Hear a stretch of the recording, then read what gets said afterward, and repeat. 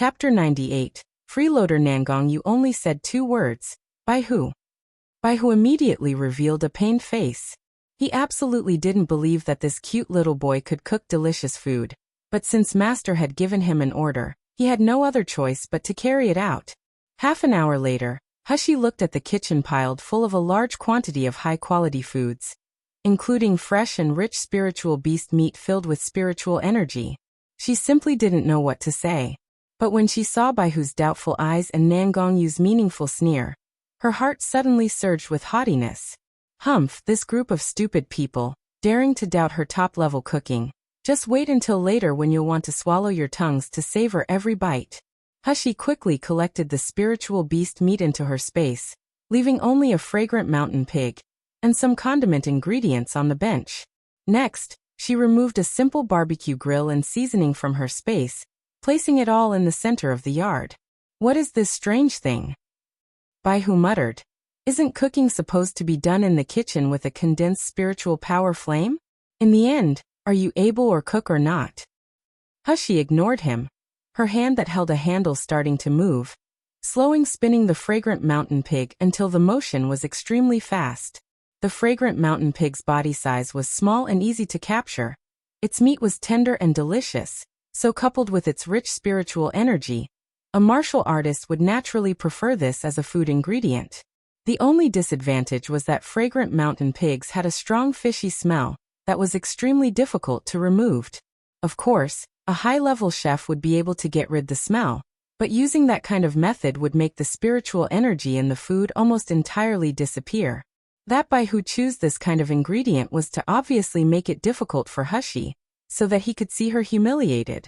At this moment, they could only see her using water to rinse the pig meat without adding any special herb ingredients to get rid of the smell, causing a sneering expression to subconsciously appear on their faces.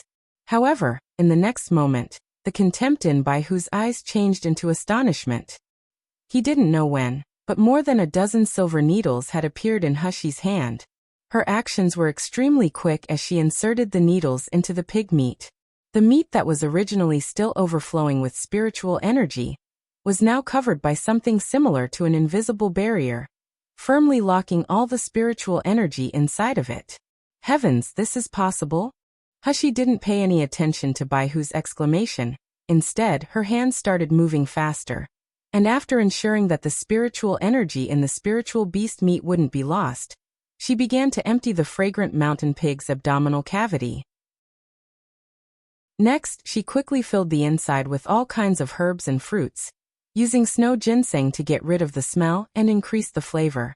Following that, she then got Xiaoli to come help her, smearing it layer by layer with all kinds of seasonings that were just mixed a few days ago.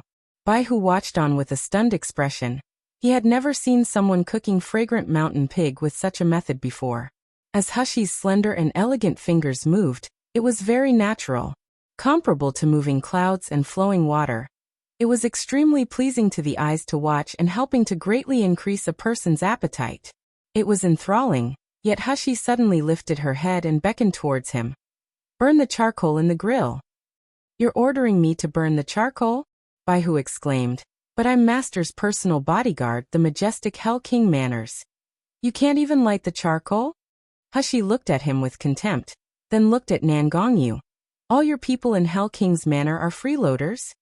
Baihu suddenly burst into tears. In his heart he shouted, how can I be a freeloader? I'm the one who bought this fragrant mountain pig. I bought it. I bought it. But when he made contact with his master's deep eyes, Baihu became terrified and obediently threw a fireball into the grill to light the charcoal.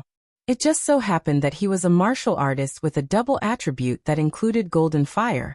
Soon, the charcoal started heating up, and once it had reached a sufficient temperature, Hushi placed the pig meat on the grill and began to slowly turn it. Chapter 99. Ravenously devouring with the charcoal being heated by the fire, the fragrant mountain pig began to roast and be coated with a layer of crisp golden skin, with the smell beginning to permeate throughout the yard. Baihu, in accordance with Hushi's requirement, was standing on the side to moderate the temperature of the charcoal, swallowing from time to time as he stared without blinking. Suddenly, his stomach issued a loud gurgling sound, making Xiaoli, who was standing nearby, chuckle when she heard it. This in turn made Bai Hu's face instantly redden. This is too shameful. Yet, what smell is this? How can it be so fragrant, causing a person to be so tempted to taste it? Bai Hu couldn't help but secretly glance at his master. His master was completely focused on the busy youth tending the grill, his eyes shining brilliantly, as if he was looking at a potential treasure. Taking advantage of the time it took to roast the fragrant mountain pig, Hushi quickly made a salad and some soup. The ingredients and methods used for making both were simple. The ingredients were grown in the ancient Rime spiritual field, helped to grow with water from the ninth secluded spiritual spring, and after adding seasoning, the food would be delicious and rich with spiritual energy. It completely couldn't be compared with ordinary spiritual food. When Xiaoli passed by Hu as she walked over carrying 2 bowls of the prepared dishes, a tantalizing fragrance assaulted his nostrils. The roast meat so fragrant it caused Bai Hu to gulp and feel agitated. "Hey, you can eat now." Nangongyu returned to his senses when he heard Hushi call out, and looking up, he caught sight of a white robe and an elegant girl's face filled with a light smile. With picturesque features, her eyes shined like stars. On the table, tendrils of fragrance curled around the simple food, while the girl's originally somewhat glacial features had now become soft and warm. This was just like a warm family. Nangongyu stepped forward, and sitting down at the table he picked up the chopsticks in front of him to taste the food. The taste of the fragrant and tender pig meat lightly spread across his tongue, and with the fresh and rich spiritual energy accompanied by a slightly spicy flavor, it instantly stimulated the sensitivity of his taste buds.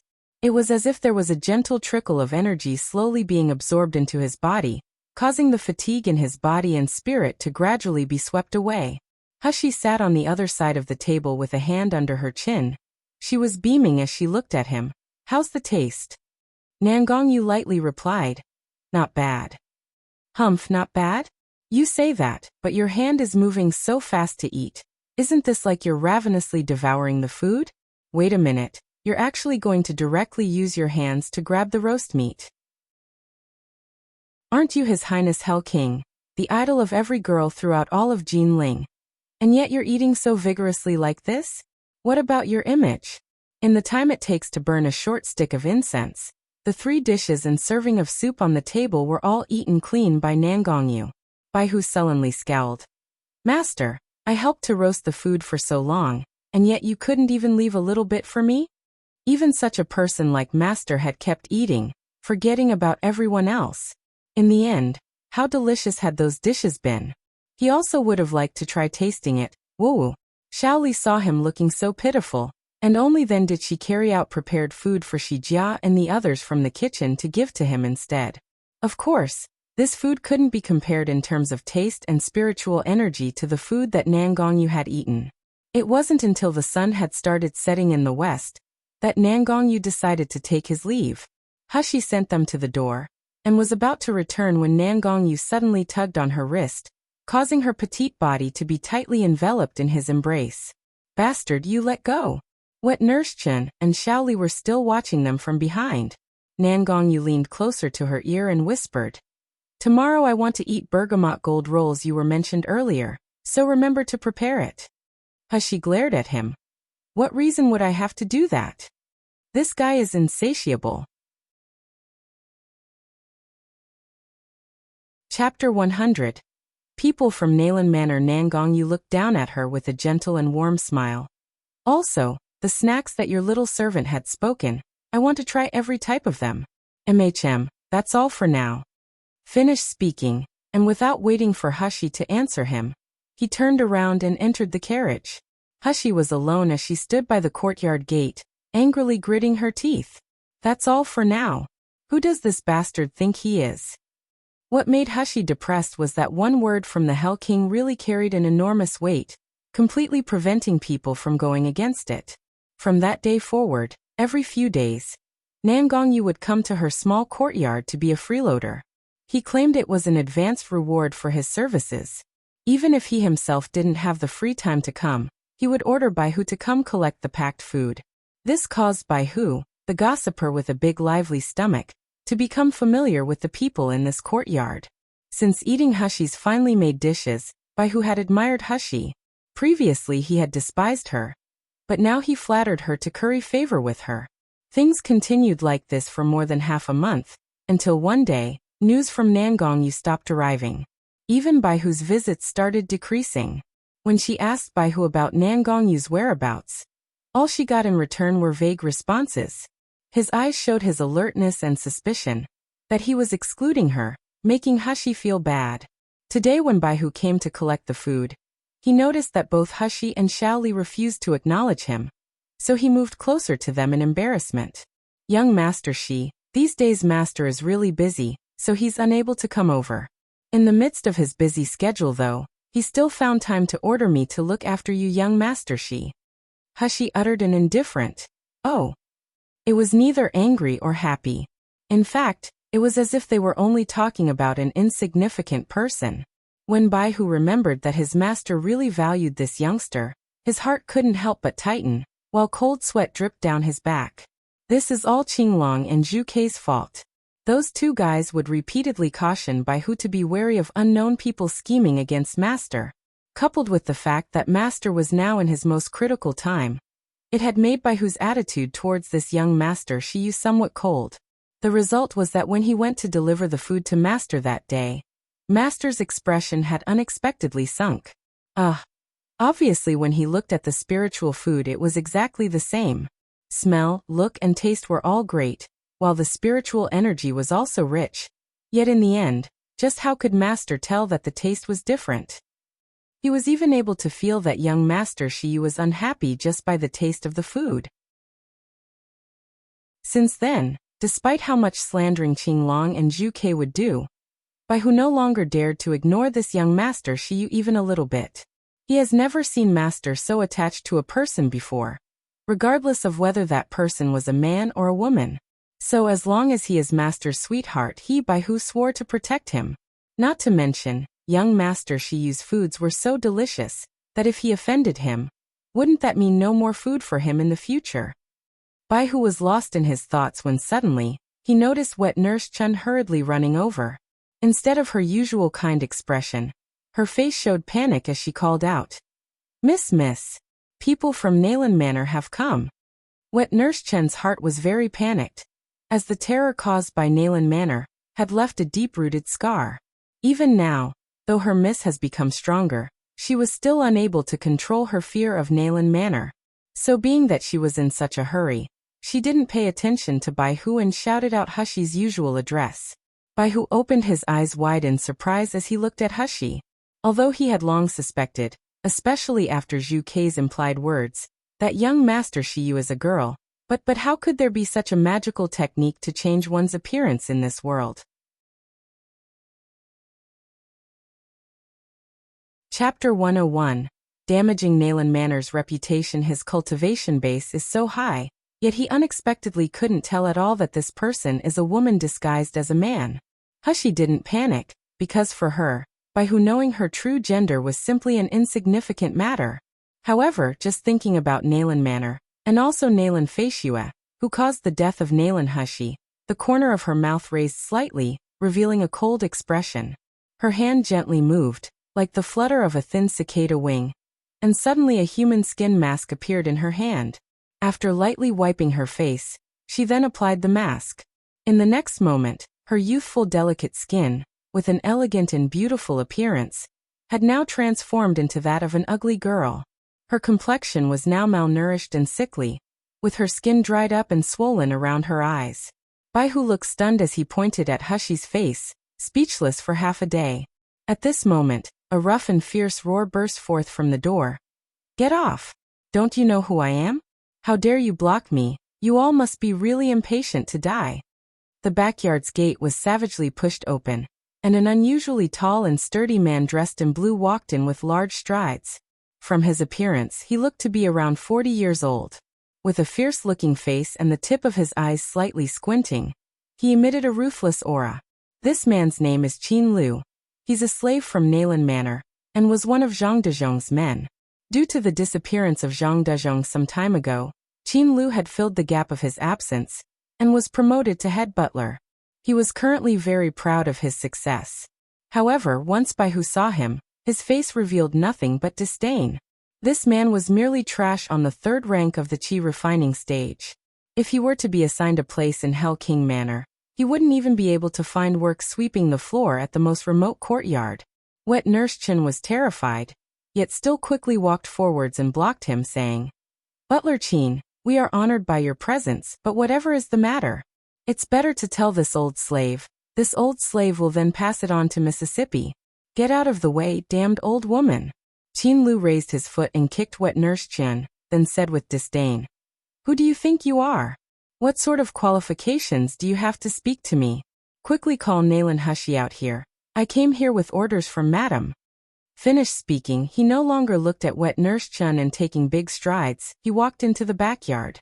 Yet just as he entered the backyard, Chin Lu's footsteps halted, his face showing a surprised expression. Not only was Hushi sitting in the yard, casually drinking tea from a cup she held, but standing beside her there was a little girl who was arranging refreshments for her, while several tall and strong men were guarding her. Close by her side, there stood a graceful and outstanding man who was unfamiliar to Chin Lu, yet he had a sinister-looking smile upon his face as he looked at him. Chin Lu couldn't believe his eyes. Is she really that third Miss, Nalan Hushi, who would only keep her head down while shrinking her shoulders and crying? He looked carefully at her again. If it's not third Miss, then who else could it be? Who else had that same pale complexion, with the same ordinary physical body without spiritual power? Humph, she's only trash. Did she think she could threaten me just by gathering some ordinary people to fill this yard? She's dreaming. Thinking till here, Chin Lu's anger increased. So walking forwards in large strides he arrogantly faced Nalan Hushi and sneered. "Third Miss really has great style. I haven't seen you in a few months. Yet from where did Third Miss manage to hook these wild men?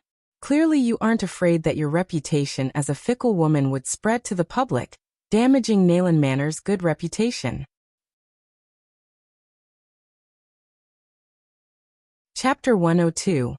Properly teach you a lesson. Hushi hadn't yet responded when Baihu suddenly burst into laughter. "Nalan Manor's good reputation?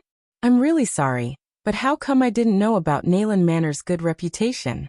Didn't the second miss from your Nalan Manor, Nalan Feishue, seduce young Master Zhu Zhongba from the Zhu family? The news that she stripped him using violent means has already spread everywhere. Still using her strength against him. Even though you can tell with one look that Zhu Zhongba is trash. TSK, the people from Nalan Manor are really well educated." Once Chin Lu heard Baihu's words, his face turned red. With his eyes expressing how humiliated and angry he was, his body slightly trembled with his rage. Even Hushi wore a surprised expression on her face. Oh, it was unexpected that the rumor had spread to such a wild degree that it has already reached Yanjing City. This news really pleased her because if it wasn't thanks to Baihu, she never would have heard such amusing news as she had been busy lately with sorting out her space, and helping Shi Jia and the others with their training. Thinking of this, she raised her head and glanced at Baihu with appreciation. Baihu straightened his posture, immediately beaming with joy. "Aya, young Master Shi, wrong, it should be Miss Nalan. She's finally not angry anymore. There'll be no problem with the food in the future now." Chin Lu finally recovered his wits, and wanted to rush over to give Baihu a lesson right away. However, the atmosphere focused around Baihu couldn't help but cause him to shudder. Although Baihu had restrained the power in his cultivation base, due to his rank, it was impossible for it not to make an impact, resulting in Chin Lu instinctively feeling fear. He was used to being the one who took unfair advantage of a situation to bully others, so in the face of Baihu's aura, he had no courage, immediately choosing to rush towards Hushi instead. "Little slut, isn't it you who incited your pretty boy to slander our second miss and Nalan Manor? Nalan Manor raised you for so many years, yet you're a slut who kicks their benefactor. Not only do you not know how to be grateful, you even let your lover slander Nalan Manor. On behalf of Madam and second miss, I will now give you a proper lesson." Previously, when Chin Lu had followed Zhang Dezhong to this courtyard to deliver food, he had also used the opportunity to torture this third Mississippi, because although Nalan Hushi had the noble title as the third miss of the Nalan family, her nature was one of an incompetent coward, and when facing a beating and getting scolded, she could only weep. Whenever he thought of himself beating the third miss, seeing her shivering pitiful body, his tyrannical heart would become excited. Therefore, when he thought he would get to beat her again, with this third miss curled at his feet and begging for mercy, his face flushed while his body trembled due to excitement.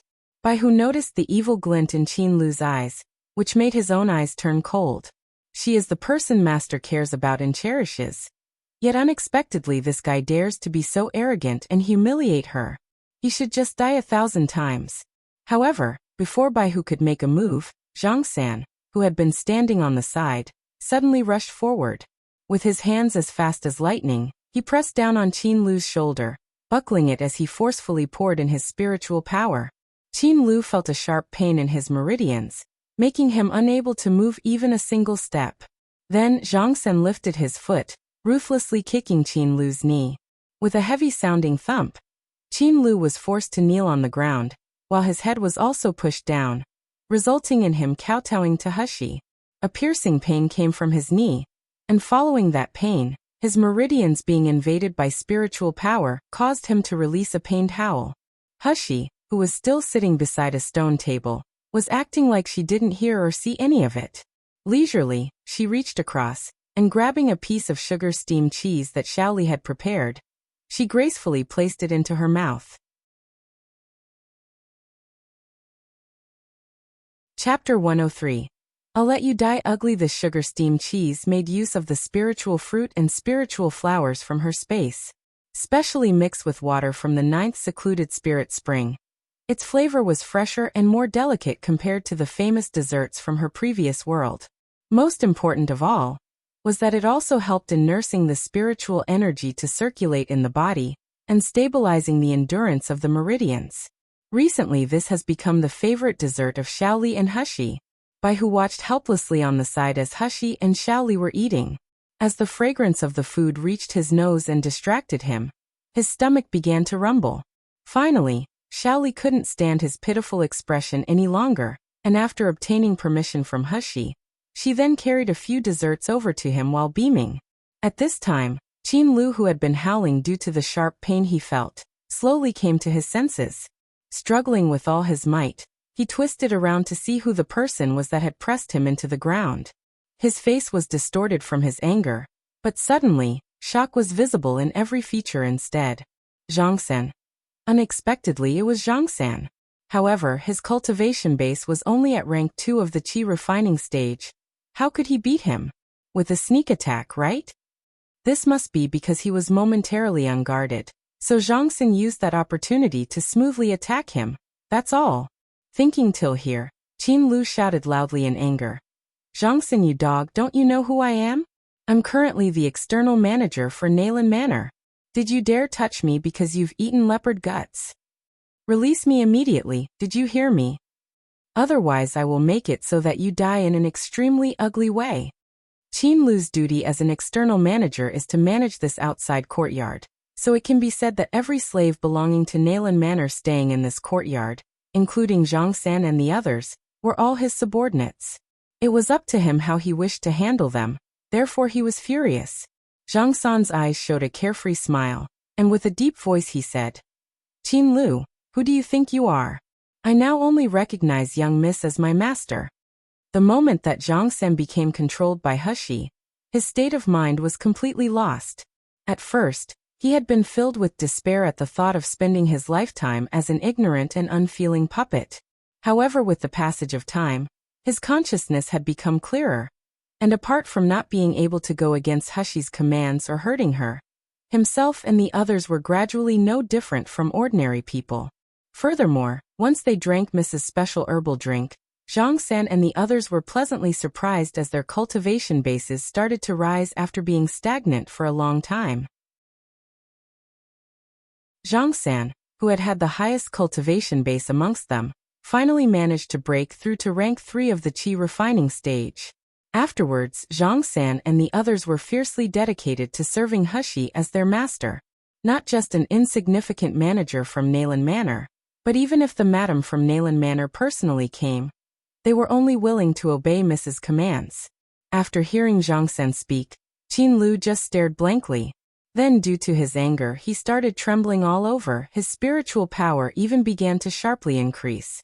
No matter how much he thought about it, he just couldn't understand. Zhang San is a slave from Nalan Manor, and previously he was respectful towards him. How can he now be such a traitor, acting like a dog that kneeled and licked that useless third miss? So the next moment, the spiritual power in Qin Lu's body suddenly burst forth, and fiercely shaking off Zhang San's suppression, he sent him flying with a kick. Although Zhang San had broken through to rank 3 of the Qi refining stage, he still couldn't compare with Qin Lu, who had already been on rank 3 of the Qi refining stage for many years, resulting in his strength only being able to last for a short length of time. After kicking Zhang San away, without the slightest hesitation, Qin Lu rushed towards Hushi. He wanted to tear her to pieces, his eyes red with rage. Hushi stopped Bai Hu and Shi Jia, as well as the others, as they all moved to take action. Withdrawing the bone whip from the storage ring on her finger, she lightly waved her wrist, casually sending the whip in the direction of Qin Lu as he rushed closer towards her. It was like the white whip had eyes as it flew like a spirit snake straight towards Qin Lu's body. Obviously, it looked like not much strength had been used and would be weak. Yet when the whip thrashed Qin Lu's body, its strength abruptly increased. H-dash. Qin Lu issued continuous shrill screams as once again he fell into a kneeling position on the ground with a thump. Chapter 104. Vicious woman who treats the concubine's daughter severely. The whip landed accurately on Qin Lu's body like rain, and no matter how much he used his spiritual power to dodge, he was unable to avoid the whip that made him feel like his flesh was being torn. This kind of torture continued for half an incense stick length of time before it ended, and by now, Qin Lu was lying in severe pain on the ground, tears and mucus running down his face. Bai Hu looked at Hushi playing with the whip as it flashed through the air like a dance, and his admiration towards her increased. Obviously, she is an ordinary person who lacked a cultivation base, yet by just relying on a bone whip, she was able to beat up a martial artist on the Qi refining stage until he was scared witless. Young Miss Nalan, your method of disciplining slaves is extremely brilliant. Hushi raised her head and noticed Bai Hu's fawning smile, so she faintly said, "Then how about I teach this method to your master too?" Bai Hu's expression abruptly froze, and quickly lowering his head, he no longer dared to speak. If this method was taught to master, then who would be the people he would discipline? Wouldn't it be them, his subordinates? Miss Nalan was really too sinister. At this moment, Qin Lu gradually returned to his senses, and stubbornly supporting his sore body, he slowly got up from the ground, fiercely saying, "Third miss, for what reason do you beat me? I was personally appointed by Madam to manage the external manners affairs, and Madam ordered me to come here to find you. You've so arrogantly humiliated me. Do you want to disgrace Madam's face by stepping on her with your foot?" Hushi sneered, her face not showing the least bit of fear like Qin Lu had anticipated. Instead, there was only coldness and contempt. "Who do you think you are to be able to stand on behalf of Madam's face?" Seeing the displeasure revealed in Qin Lu's expression, the contempt in Hushi's eyes increased. "I'll tell you now. You're merely just a dog from Nalan Manor, and I, even if not favored, is still Nalan Manor's third Mississippi. You as a dog has dared to run in front of your owner to bark. I'm simply teaching you what is right and proper, so even if you were to complain in front of Madam, what do you think what she can do for you? Hehe. Wouldn't it be better if I ordered people to make this matter public? I can tell them that the Madam of Nalan Manor incited butler Qin Lu to come to my courtyard to behave atrociously, even threatening to beat me up.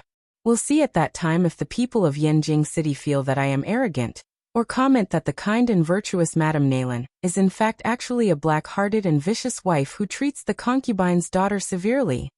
Bai Hu, standing on the side, excitedly volunteered himself. "I'm an expert in spreading gossip for this kind of matter. Miss Nalan, you just give this matter to me to handle. I promise that in less than half a day, Madame Nalan's new reputation will be known by everyone. Even the people in Imperial City won't be left out." Hushi almost choked on the tea she was drinking when she heard what was said. She really hadn't expected that the Hell King's personal bodyguard would have a hobby of gossiping like a meddling old woman. Whereas for Qin Lu, once he heard these words, his complexion became extremely ugly, his heart filling with panic. Madame Nayland maintained a noble and benevolent appearance in Yanjing City. If her reputation was ruined because of him, he didn't dare imagine the consequences. Moreover, this time the madam had purposely ordered him to ask Third Miss to return. This Third Miss currently still had value as a commodity, so madam would absolutely not dispose of her yet. Ultimately, the only one with bad luck is him. Thinking of this, Qin Lu felt cold sweat drip down his forehead, his eyes flashed, and finally he lowered his head unwillingly, saying, "Third Miss, please don't talk nonsense. Madam is most fair and benevolent when handling affairs. She absolutely wouldn't treat a concubine's daughter severely. Just a moment ago, I was the one who was too rude and impetuous, offending Third Mississippi. I ask Third Miss to please forgive me."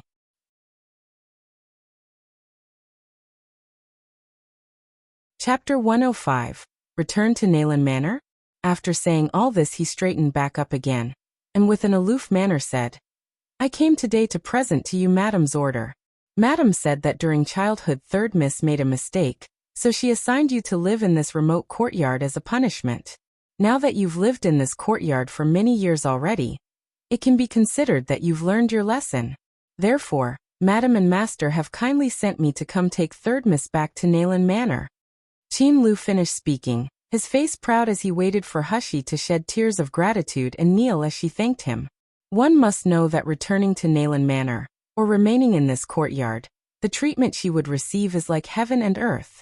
Nayland Hushi was abandoned from an early age, and lived a life worse than the servants. Now that she was finally able to return, she would definitely be insane if she wasn't happy.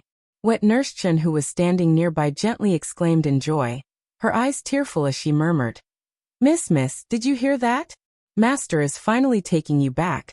Master is finally acknowledging you." The expression in Qin Lu's eyes became more arrogant. It faintly carried contempt over her misfortune. Nayland Hushi and this old woman didn't know, but how could she live comfortably after returning to Nayland Manor? It would be like dying without a burial place instead. At that time, his suffering and humiliation from today could be repaid. Qin Lu grew excited as he thought of this, but after waiting for a long time, the anticipated gratitude didn't come. As he raised his lowered head, he came into contact with the sarcastic expression in Hushi's eyes. Obviously that was the same thin and shallow face as a moment ago. Yet unknown when, those eyes had become as sharp as a cold blade, radiating a chill capable of absorbing a person's soul. Qin Lu's whole body felt like ice as he shuddered, and before he had a chance to speak, Hushi had already started to unhurriedly talk. "Oh, receive me back at Nayland Manor? This is Madame Nayland's order, right?" Yes, that's how it is, so?" Qin Lu's heart felt frozen as he was watched by those sharp eyes, causing him to stutter. "Madame has kindly graced you a favor, you should just obediently accept it. Not too early, not too late. Yet it's only now that she shows her kindness? Does she regard Hushi, as a 3-year-old child?" Hushi laughed coldly. "I'm unsure though, is this act done out of kindness or maliciousness?" The next moment her voice was filled with killing intent. "Unfortunately, it's merely an insignificant Nayland Manor. Yet now they want me to return. That all depends on whether I'm willing to return or not." Qin Lu's complexion changed as he bellowed. "Third Miss, you've been given face by Madam allowing you to return, but you have no shame. You're just an illegitimate child from a lowly and shameless woman. You're one who still kneels at our feet asking for food, or have you forgotten that? You still think of yourself as a miss from Nayland Manor? Pooh. Wait for a bit and Nayland Manor will remove you from the family registry. We'll see how long it will take for you to die then." Qin Lu's voice was cut off with a grunt, his body forcefully lifted off the ground by a single hand at his throat. He opened his mouth wide and issued a caw-caw sound, his whole face turning a mottled purple and red. Staring at the thin and weak little girl's hand which held him suspended, his eyes showed his shock and fear. Hushi smiled slightly at Qin Lu and asked with a gentle voice, "By who, your master? How does he deal with insubordinate slaves who bully their master?" Bai Hu gazed coldly at Qin Lu, whose throat was still gripped by Hushi, and sinisterly said, "It's execution by 1,000 cuts, of course, then crushing the bones and scattering the ashes. This kind of filthy guy, Don't tell me he will have to remain and keep dirtying my eyes? Qin Lu suddenly opened his eyes wide. They were filled with fear as he struggled with all his might and shouted with a hoarse voice. You wouldn't dare. Madam. Madam will not let you off. We still don't know who's willing to let who off. Invisible needles appeared like magic in Hushi's hand. Then suddenly, she jabbed them directly into his brain.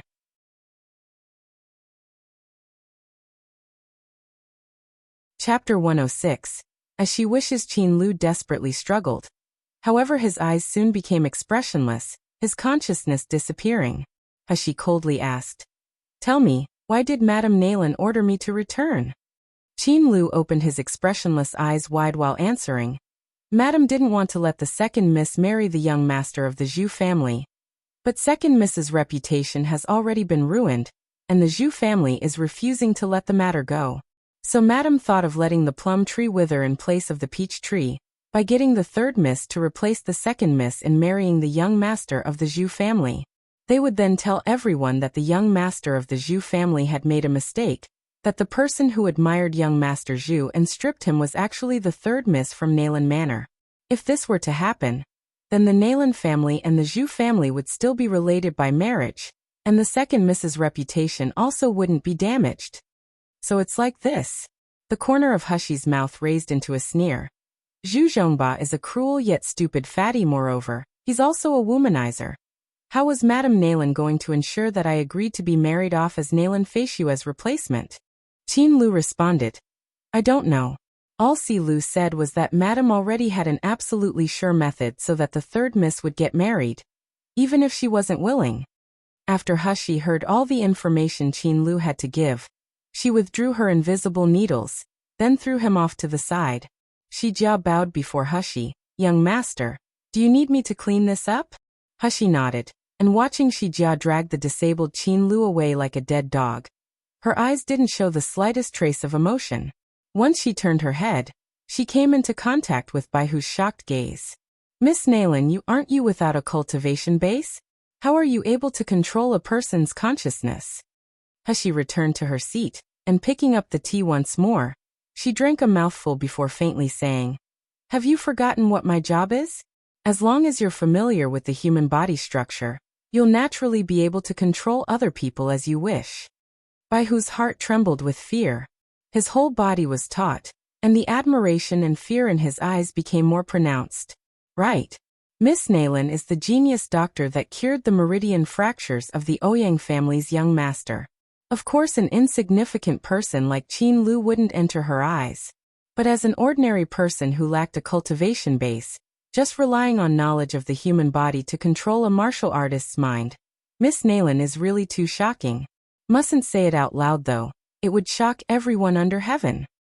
Really a person worthy of master taking a fancy to them. Thinking of this, Baihu stared at Hushi with a gaze brimming with passion and eagerly said, Naylan Manor's people actually dared to bully Miss. And now they even want to deceive Miss into marrying that nuisance, that young master from the Zhu family. For that crime they ought to die 10,000 times. It would be better to let me go to properly give them a lesson, letting them know that they shouldn't overestimate their capabilities again. Hushi smiled a chilling smile as she glanced at him, causing the watching Baihu to become scared.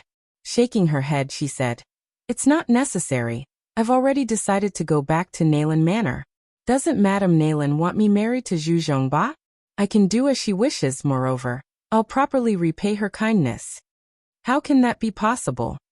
Baihu roared, his face anxious as he said, Master definitely won't allow you to marry another person. You are masters.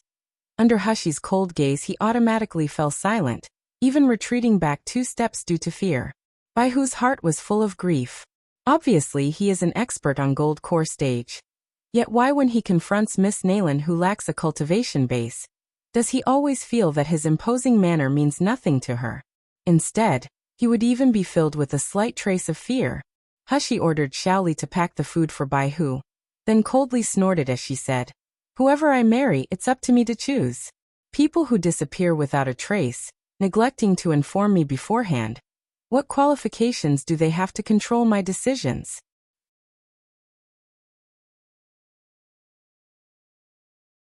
Chapter 107. I'll go back with you as soon as she finished speaking. Instead of letting Baihu continue stammering as he thought of what he could say, he was ruthlessly driven out of the courtyard. After dealing with Qin Lu and sending Baihu away, Hushi didn't immediately return to her room. Rather, she chose to continue sitting in the yard, calmly waiting. An hour later, as expected, someone came to visit this remote courtyard. It was Nalan Manor's butler, Wang Zhong. From his appearance, it seemed that Wang Zhong was no more than a simple and honest middle-aged man, possibly somewhere between 30 to 40 years old. With thick eyebrows framing big eyes, it would be easy to think that he was unsophisticated judging by what he was wearing. In reality though, his cultivation base is the highest amongst the slaves in Nalan Manor. He had already reached the peak of the foundation establishment stage, and soon, he would be able to break through to the meridian stage. As he walked over, his gaze swept over the pool of blood on the ground, his eyebrows wrinkling slightly. In the courtyard there still remained the aura of an expert far higher than himself, causing fear to rise within Wang Zhong. While he was looking around, his gaze finally landed on Hushi, who was still leisurely drinking tea. And the suspicion in his eyes became more pronounced. This is that legendary incompetent and cowardly third miss of Nalan Manor, who was judged as trash and driven away? Yet seeing her appearance now, although she was malnourished and sickly, without a trace of spiritual power, the expression in her eyes was radiant. Where does she resemble a weak and cowardly person? Could it be said that because there's an expert who's supporting this third miss from behind the scenes, that she was able to be so arrogant? Even Qin Lu had suffered under her evil scheme. Humph. She really has an exaggerated opinion of her abilities for a young girl. Did she think that just because she had managed to find a patron that she would be able to confront Nalan Manor? This being said, it's only an ordinary person who would be taken advantage of. Wang Zhong's heart was full of disdain, but on the surface he acted respectful. This old slave has come carrying Madam's order. Third miss, please return back to the manor. Hushi placed the cup of tea down, lightly laughing. If I don't return? Wang Zhong's eyes narrowed, and without any warning, severe power was suddenly flowing from his body. The power pressure belonged to a high-level martial artist, causing the complexions of Zhang San, Shi Jia, and the others who were originally guarding Hushi to change. Some of them with a relatively weak cultivation base even felt their knees turn soft as they fell to the ground with a thump.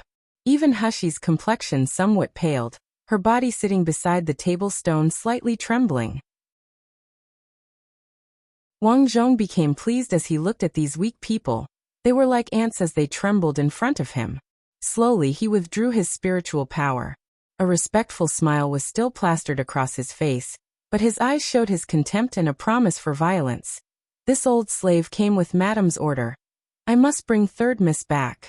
If Third Miss insists on being disagreeable, then this old slave will have no choice but to tie Third Miss up and return with you bound like that. Hushi slightly lowered her eyes, the expression on her small shallow face unreadable.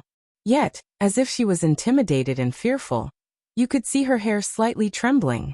After a long while Wang Zhong finally heard her quiet voice. Okay, I'll go back with you. Wang Zhong nodded his head in satisfaction. His opinion of Hushi had lowered even more, and he now firmly believed that she was still just a coward and incompetent trash. At most, she only hugged a thigh that wasn't thick enough. It was simply too weak to be feared. As for Qin Lu, who knew whether he was killed or injured? He was trash with no strength that only knew how to flatter people. No one in the manor was worried about his life or death. Hushi was just about to jump into the carriage that Wang Zhong had arranged, when from behind, wet Nurse Chen anxiously called out to her. Miss, let this old slave and Shaoli accompany you back. In the future, you shall stand in Nalan Manor, becoming a genuine young Mississippi. What will you do if you don't have a wet nurse and servant girl beside you? Wet Nurse Chen's eyes were full of hope, as if longing for Hushi to become a miss of Nalan Manor, so that she could have a promising future. The corner of Hushi's mouth revealed the trace of a cold smile as she slowly said, Since Wet Nurse wants to go with me, then I'll bring you. Shaoli, you stay here to continue monitoring the training of Shi Jia and the others. Wait here until I come back.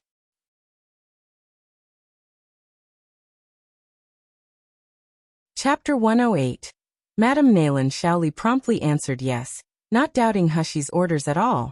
Without waiting for Wet Nurse Chun to respond, Hushi quickly pulled her into the carriage. Since Wet Nurse still had delusions about Nalan Manor and her cheap father, then this time she'll give Wet Nurse's naive hopes the opportunity to vanish.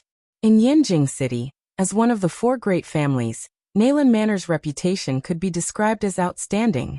When you add to this that Nalan Zhengzi is the highest-ranking doctor in all of Jinling Kingdom, and that he's a junior member of the Doctors Association, many people would beseech Nalan Zhengzi for treatment. Therefore, since Morong Yaru, now Madame Nalan, had married into the Nalan family, she had been enjoying the admiration and envy of others as part of a noble family. Wherever she went, people would fawn upon her, giving her respect. However, Madame Nalan had recently been worried about the rumors surrounding Nalan Feishue, giving her white hair. Spending all day inside Nalan Manor, she didn't dare go out to attend any parties. This is because the rumors about Nalan Feishue had now spread throughout all of Yanjing City, causing the Nalan family to look like a joke. What Nalan Feishue took a fancy to the young master of the Zhu family, and failing to seduce him, she used force. What Nalan Feishue's innocence was taken by the young master of the Zhu family, so due to rage out of humiliation, she whipped the young master of the Zhu family to vent her anger. The rumors continued like this, and they were now known by everyone. Madame Nalan had educated Nalan Feishue herself as she grew up, so if Nalan Feishue's reputation was ruined, wouldn't it be said that she, Morong Yaru, had failed to teach her daughter well? Wouldn't this affect the future of her son and older daughter later on? This is what Madame Nalan couldn't bear about the whole situation. However, the Zhu family insisted that the one who stripped Zhu Zhongba was Nalan Feishue. They even produced Nalan Feishue's personal token, and that personal token's design had made an uproar in Yanjing City, so Nalan Manor was unable to deny it. Unfortunately, as it happened, her daughter, Nalan Feishue, was currently on a journey to train and wasn't at home. So even if she wanted her daughter to personally explain what had happened, there was no way it was achievable. Not to mention, with Madame Nalan's understanding of her daughter, it's possible that she really might have done such a thing. Finally, after being reminded by Wet Nurse who was always beside her, Madame Nalan thought of using the concubine's daughter, Nalan Hushi, that girl who had been abandoned at the outside courtyard for over 10 years. Thinking of Nalan Hushi, Madame Nalan also unavoidably recalled that woman, with a stunning appearance that could overturn the world, a noble and cold temperament, and arrogant eyes that overlooked anyone who came near. She was obviously only a concubine, yet her manner was like that of a flower growing on a high mountain. Even her own husband wasn't in her sight. Until today, every time Madame Nalan thought of that woman's indifferent expression when looking at her, she would become so angry that she trembled all over. Yet Madame Nalan's husband had loved that woman so much and was extremely respectful towards her. Even more, he hadn't allowed anyone to get close to her or harm her. She was a shameless slut who seduced men. Why should she have had to treat her well? Keep dreaming. Fortunately, after that woman had given birth to a daughter, she had died. Moreover, that daughter is an ugly person that is unable to cultivate, completely not inheriting even a little bit of her character and beauty. This lowly kind of daughter, before she could hinder her path, it's better to get rid of her now. Thinking of this pleased her, causing a carefree and vicious smile to appear on Madame Nalan's face. It was just at this moment though that a servant came in to report, "Madam, third miss has arrived." Soon after, wearing a rough coat made for a man and without any sort of hairpin in her hair, a little girl accompanied by an old wet nurse unhurriedly entered the room.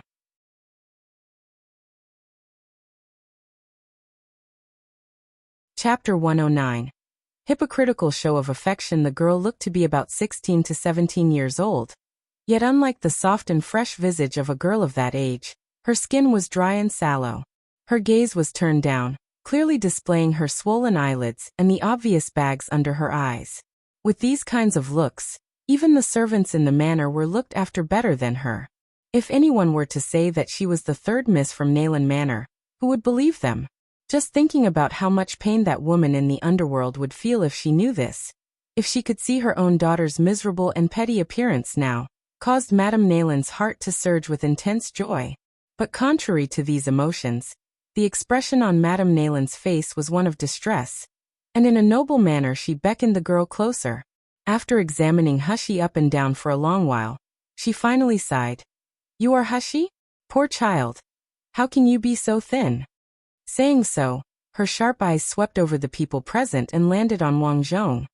"Butler Wang, how have I instructed you all? Although third miss was sent to the other courtyard by old master, she's still a young miss of the Nalen family. All food and clothing expenses must be according to young Miss's specifications. Yet look at her now. Why has Hushi become so thin? In the end, did you send people who would serve third miss properly?" Wang Zhong, who was somewhat terrified as he was being scolded, lowered his head and said, "Madam, your words really wrong this old slave. We have always picked the best foods and materials to send to the other courtyard. There's never been a shortage of crystal stones or silver tail, but..." Madame Nalen's long shapely eyebrows raised. "But? You're not going to quickly say it?" Wang Zhong answered while glancing slyly at wet nurse Chen. "But this is the first time this old slave personally went to visit the other courtyard, so it is only now that I've learnt that the slaves in that courtyard are all outrageous. They're not only not looking after third miss properly, they're also taking advantage of her and secretly deducting a lot of the food and clothing expenses. This is the reason why third miss has fallen to such a degree." Madame Nalen's eyes flashed, her gaze falling on wet nurse Chun as she stood behind Hushi. Suddenly she shouted loudly, "Such a daring old slave, still not kneeling down quickly."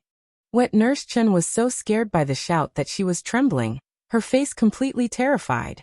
Two servants quickly approached, and standing on her left and right, they forced her to kneel.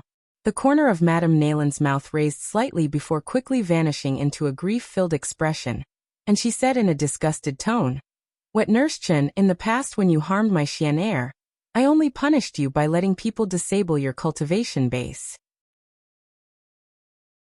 You were sent to the other courtyard to atone for your crimes by properly serving third Mississippi. Yet you actually haven't changed and neglected your care of third Mississippi. At that time I tolerated you.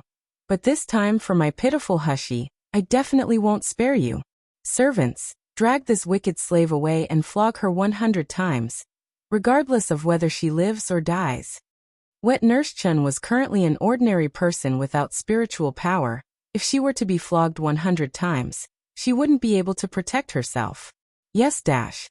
The two servants that were holding wet nurse Chun down replied loudly, and started to drag her out of the room. Wet nurse Chun suddenly returned to her senses and fiercely struggled. "Madam, I didn't do it. I didn't harm young Master Xian. I didn't betray young miss. Don't believe these vicious lies attacking me." Wang Zhong coldly snorted from the side. "When I went to the courtyard, I personally saw you ordering people about while acting all arrogant and bossy towards third Mississippi.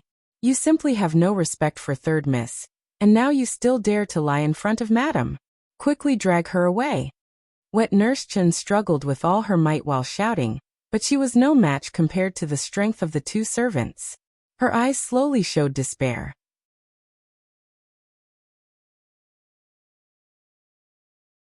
Chapter 110 Nalen Manor's Demons Wait. A clear and beautiful woman's voice suddenly sounded. That voice wasn't heavy and the tone was calm, but it echoed in everyone's ears, causing the two servants' movements to halt. Hushi lifted her head, her tranquil and deep eyes looked at Madame Nalen's surprised expression, and the corner of her mouth lifted into a faint smile. It said that Madame Nalen is benevolent and noble, so why must Hushi see a bloody scene on arrival? Hushi's courage is small. If Nalen Manor is so terrible, I think I'll go back to my small courtyard and stay there. Madame Nalen's eyes opened wide.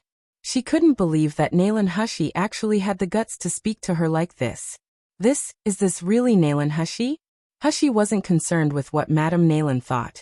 And directly walking forward, she grabbed wet nurse Chun from the two servants and helped her to stand. The two servants felt their hands that were gripping wet nurse Chun tightly loosen.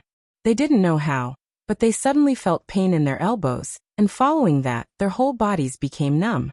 Finding themselves unable to move even a single step, wet nurse Chun was easily taken from their hands. Wet nurse Chun's face was covered in tears, her expression full of remorse and guilt as she looked at Hushi. It was at this moment that she finally realized These people didn't receive her miss back to let her live comfortably. Rather, it was because they wanted to push her into a pit of fire. She was so stupid, always pressuring Miss to return to Nayland Manor. And now she had actually put her Miss in danger. Miss Hushie patted her arm. And using her internal energy, her voice entered Wet Nurse Chen's ears. These demons, I simply don't care about them. I only needed Wet Nurse to understand this. Now listen to my instructions. Don't believe any of the people in this manor. This includes Nayland Jingza. You must not believe him. Wet Nurse, can you do that? Wet Nurse Chen nodded repeatedly. How could she still believe the people in this manor after all of this? Hushie nodded her head in satisfaction. She didn't blame Wet Nurse Chen for wanting her to return to Nayland Manor. Because on the surface, it indeed seemed that Nayland Manor always gave material assistance these past years to Nayland Hushie. As for being sent to the other courtyard where there was a lack of spiritual energy, since her meridians were broken, it would have no effect on her. In addition, Nayland Jingza had passed down an order that no one was allowed to harm Nayland Hushie's life. This had led to Wet Nurse Chen and the original Nayland Hushie to have delusions about this father, believing that his decision was because he cared about their father-daughter bond. However, Hushie snorted at this way of thinking. If he really cared about their father-daughter bond, would he have thrown away his own daughter to a remote area, never meeting her for many years, unconcerned about her welfare? Then the feelings of this father for his daughter were too cheap. As for not allowing anyone to harm Nayland Hushie's life, that was most likely because she still had some value. Nayland Jingza, this doctor, it seemed that he was very different from the kind and upright doctor that he portrayed. Hushie turned around, and coming into contact with Madame Nayland's shocked expression, she couldn't help but lightly lift the corners of her mouth, revealing a faint smile. Madame Nayland's face twisted. Yet in the next moment and with great difficulty, she managed to plaster a concerned and blame-filled expression back onto her face. Hushie, you're still young. You don't understand how hateful that group of wicked slaves are. You were deceived by them. This Wet Nurse Chen is really too hateful.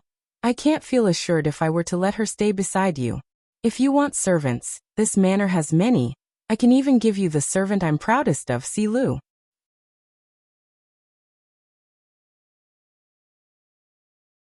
Chapter 111. You won't blame me, right? Hushie slightly raised her eyebrows and meaningfully said, What Madam said is correct. Previously in the other courtyard, Butler Li and that group of slaves humiliated me every day. They would bully me for their amusement and said it was all Madam's order, but Wet Nurse Chen, as a slave from Nayland Manor, opposed Butler Li. Going against Madam's order, she put her own life at risk to protect me. This kind of dedicated slave, Nayland Manor still won't spare her. Hearing what was said, Madame Nayland's complexion changed and she sharply shouted, What nonsense are you talking about? How can I order people to bully you? Hushie, who taught you to be so ignorant of the relationships between people that you would slander an elder? Hushie lightly laughed. This isn't talking nonsense, but let's call over my current slaves in the other courtyard to confront them and see. Oh, and in order for it to be fair, I suggest we have a public trial outside Nayland Manor's gate. If I really have slandered my elders, then it'll be good to let everyone criticize me together. Isn't that so? The muscles on Madame Nayland's face twitched strangely, while her hands made cracking sounds as they clenched at her sides. Yet in the end she endured it, and with difficulty, she plastered a smile on her face. A public trial, you say? I love you dearly and regard you as my own daughter. How can I not believe that what you have said is true? Those slaves used my name to deliberately make things difficult for you. That group of damned slaves. Indeed, a group of damned slaves. Hushie continued, saying, Therefore I've already punished them, yet it was without authority. Madam won't blame me, right? Madame Nayland's face showed a shocked expression, and when her eyes made contact with Wang Zhong's own, she saw him nod, then shake his head. Her gaze was somewhat filled with contempt as she looked at Hushie, and she couldn't help but coldly snort, calming down her heart. With an amiable smile once again hanging on her face, her was voiced gentle as she said, For just several insignificant slaves, how could I blame you? Hushie, you've suffered hardships. In the future when you return to the Nayland family, I'll give you a tonic to nurse your body back to health.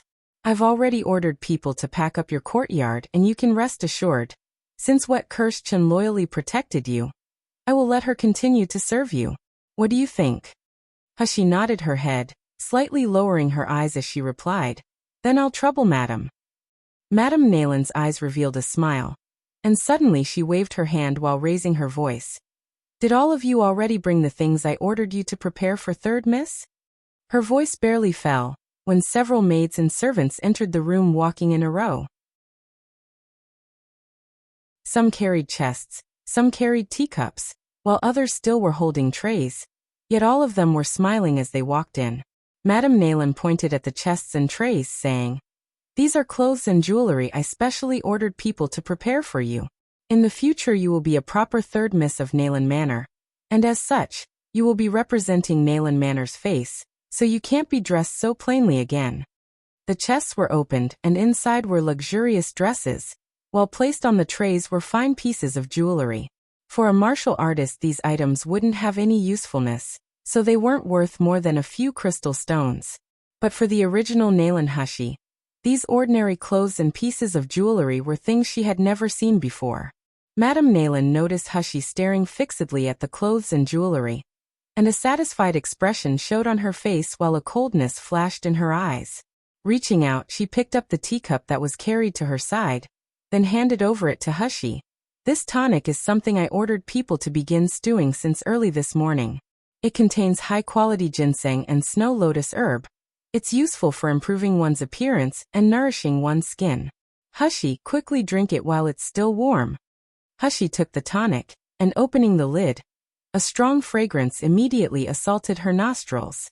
Once open, Hushi knew right away that a lot of high-quality ingredients were added, yet that definitely wasn't all.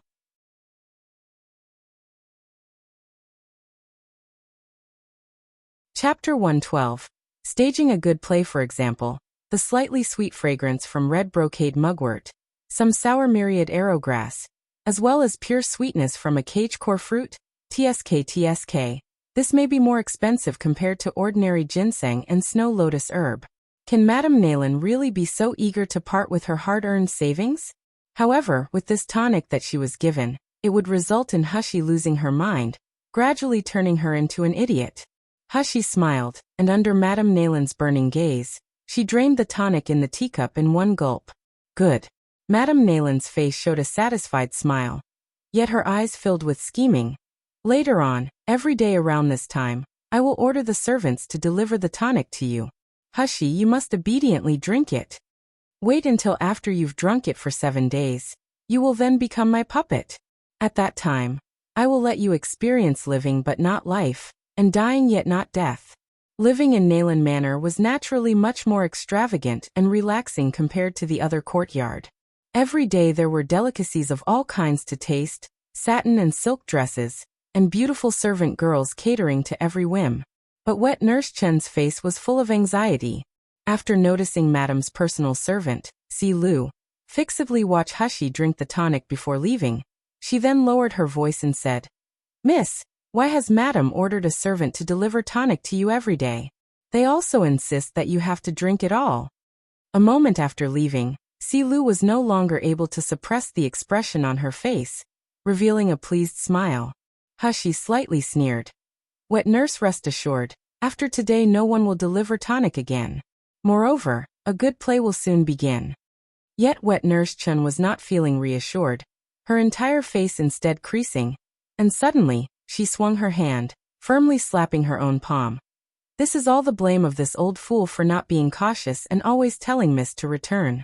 Who would have imagined that the reason they let you come back is to force you to become the second Mrs. Scapegoat? Miss, I'm really sorry, even more, I've let Madame down." Hushi had no idea how to comfort her, and showing a disdainful smile said, with this small scheme she wants to push me into a pit of fire. Madame Nalen really underestimates me too much. Wet Nurse, don't forget, I'm a person who has crawled back from the gates of hell." Hushi's words were not at all gentle and soft, but miraculously, they caused Wet Nurse Chen to settle down.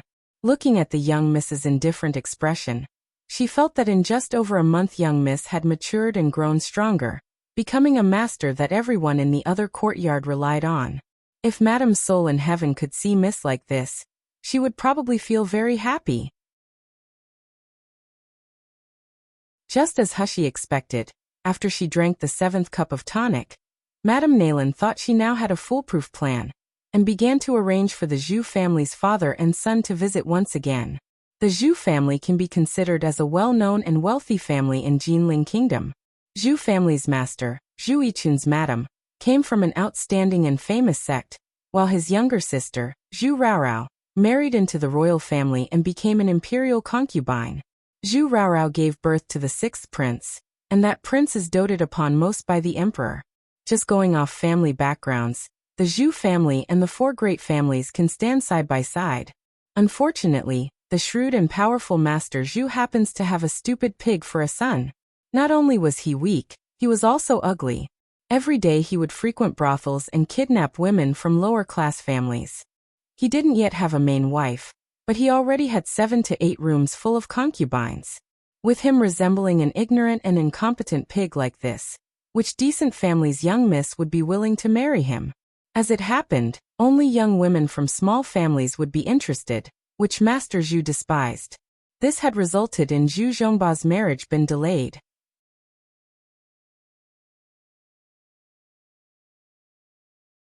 Chapter 113. How could you be here? When Master Zhu learnt that Zhu Zhongba was beaten, he had become extremely furious.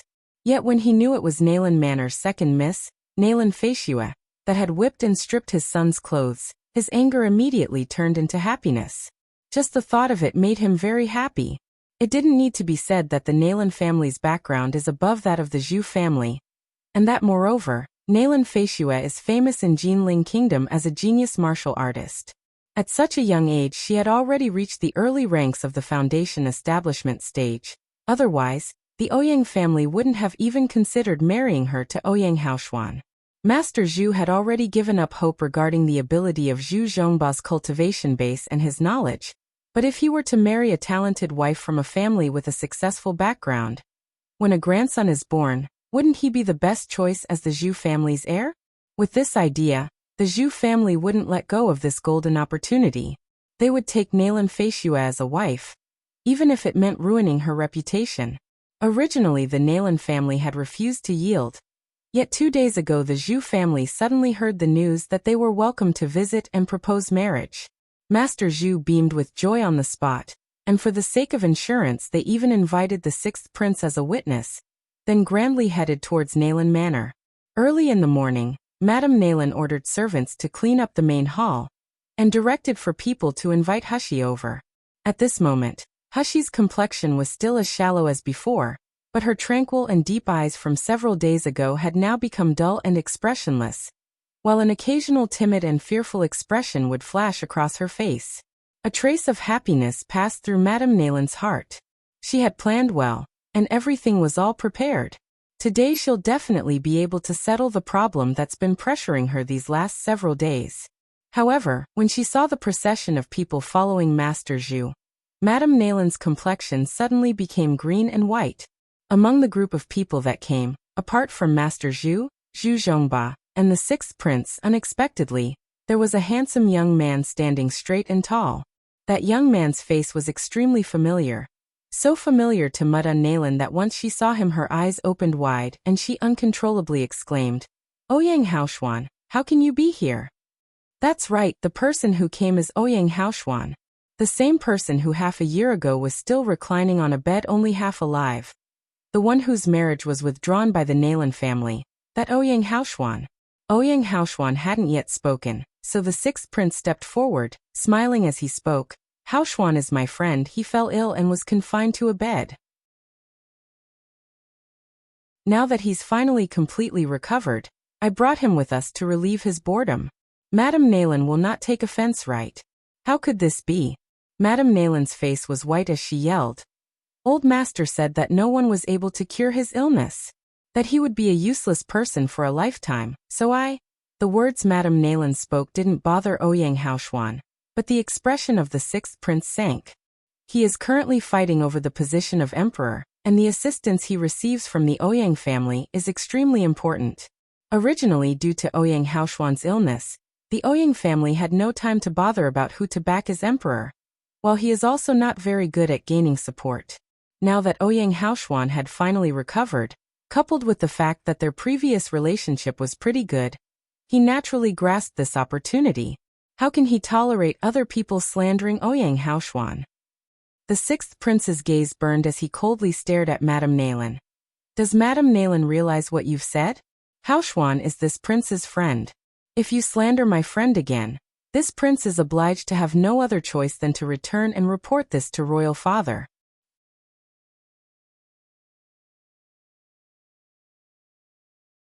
Chapter 114.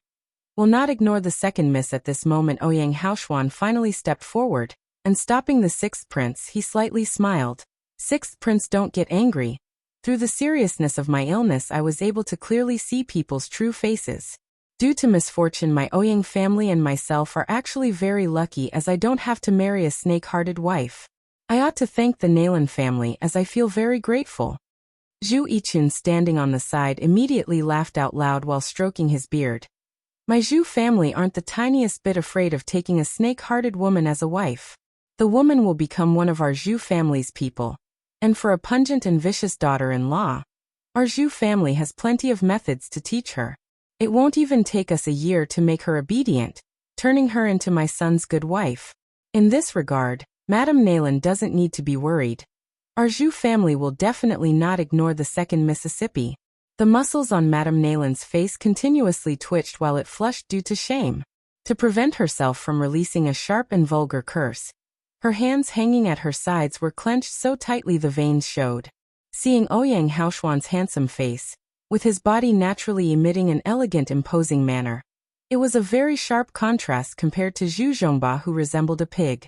Madame Naylan regretted until her intestines were green. She didn't think that Ouyang Haoshuan would ever be able to recover. Old Master had diagnosed that he would be permanently crippled, so in the end, who was it that cured him? If she had known earlier that it was going to be like this, marrying Fei Xue into the Ouyang family is absolutely the better choice. But now everything is ruined.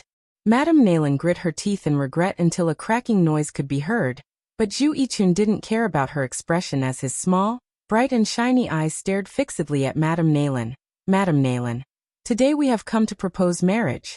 After all, the second miss and my son already have an intimate physical relationship, so if my son doesn't marry her, then isn't the reputation of the second miss forever ruined? I say it's better for Madame to call the second miss out.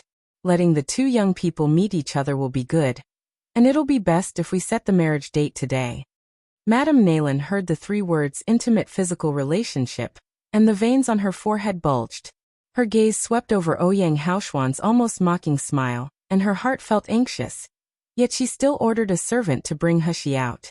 After a moment, a girl wearing a pink gauze skirt covered with a transparent light muslin, with her hair rolled into two buns on the top of head, walked out supported by a servant on either arm. Once Zhu Zhongba saw that girl, bewilderment flashed in his eyes as they opened widely in shock. Zhu Zhongba suddenly rushed forth in anger, while opening his big mouth to curse. The girl slightly lifted her head from its previously lowered position, and revealed a sinister smile towards him. Zhu Zhongba, having learnt his lesson once, immediately halted and felt a burst of pain all over, his voice stuck in his throat. The next second he saw the girl flip her palm over, flashing the slave card in her hand towards him. He then felt a stabbing pain in his brain, and following that, his consciousness began to fade with only a command echoing in his mind, leaving him no other choice but to comply. Out of the people present, none of them noticed Hushi's small action except Ouyang Haoshuan. Standing to the side he glanced at her, and Zhu Zhongba, yet didn't say anything, a smile visible in the depth of his eyes. Madame Naylan grabbed Hushi's hand and pulled her towards the Zhu father and son. On that day, the one that had a physical relationship and conflict with young Master Zhu Zhongba was this child. She's also a young miss of our Naylan manor. In regards to a connection by marriage between your Zhu family and my Naylan family, our families are well matched in terms of social status, so this can be considered an appropriate match.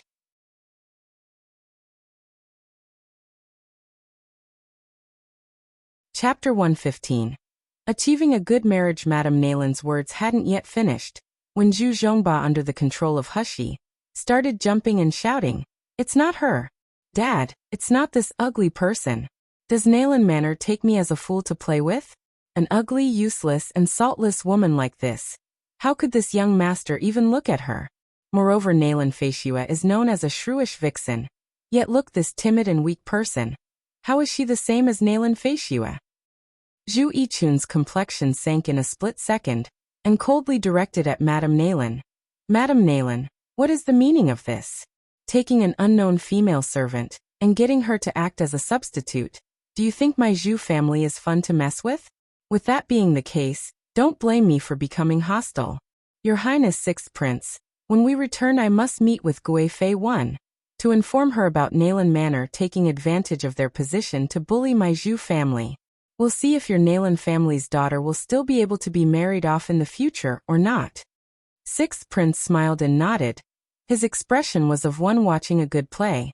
Madame Nalan became anxious, quickly saying, "This is Hushi, our Nalan Manor's third miss, definitely not an unknown female servant. If Master Zhu does not believe me, you can go to the city to check the household register. You'll then be able to see whether or not Nalan Manor has a third miss called Nalan Hushi." Pausing, Madame Nalan slowly released a sigh, her face showing remorse and grief. "This is also my fault for not strictly teaching my daughter. A few days ago we learnt that because Feishua was absent from Nalan Manor, with a heart full of grievance, she unexpectedly pretended to be Feishua and prostituted herself in Gluttonous House, hoping to find her ideal husband.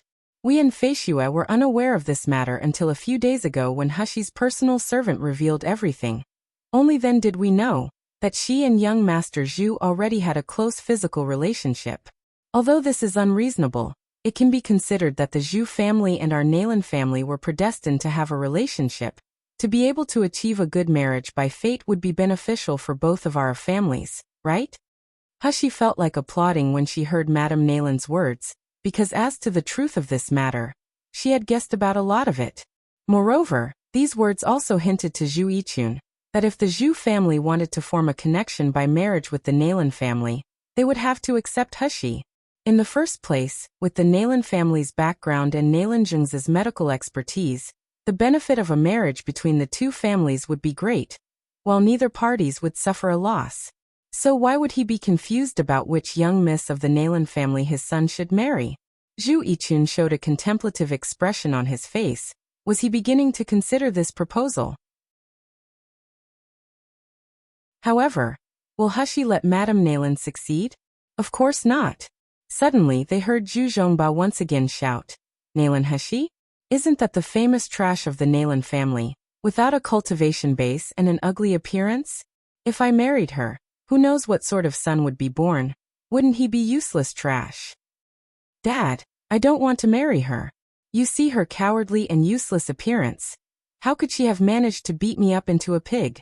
No matter what, my cultivation base is still rank 9 of the Qi refining stage. So how could I be beaten all over by this woman who doesn't have even the littlest bit of spiritual power? If this were to be spread in the future, how would I conduct myself? Dad, Nalan Manor simply want to substitute in shoddy goods, making fun of us, so Dad, you absolutely cannot agree to them." Zhu Yichun's expression sunk in a flash. Although his son's words were unpleasant to hear, they are still true. Noticing the young girl's lowered head and her dim-witted appearance, one look was all it took for him to know that she wasn't favored in the Nalan family. Even if his son were to marry her, how much assistance would the Zhu family actually be able to obtain? It's simply a child thrown out by the Nalan family. One Gui Fei means senior concubine, here it's referring to the sixth prince's mother, Zhu Yichun's younger sister, Zhu Raorao, who married the emperor.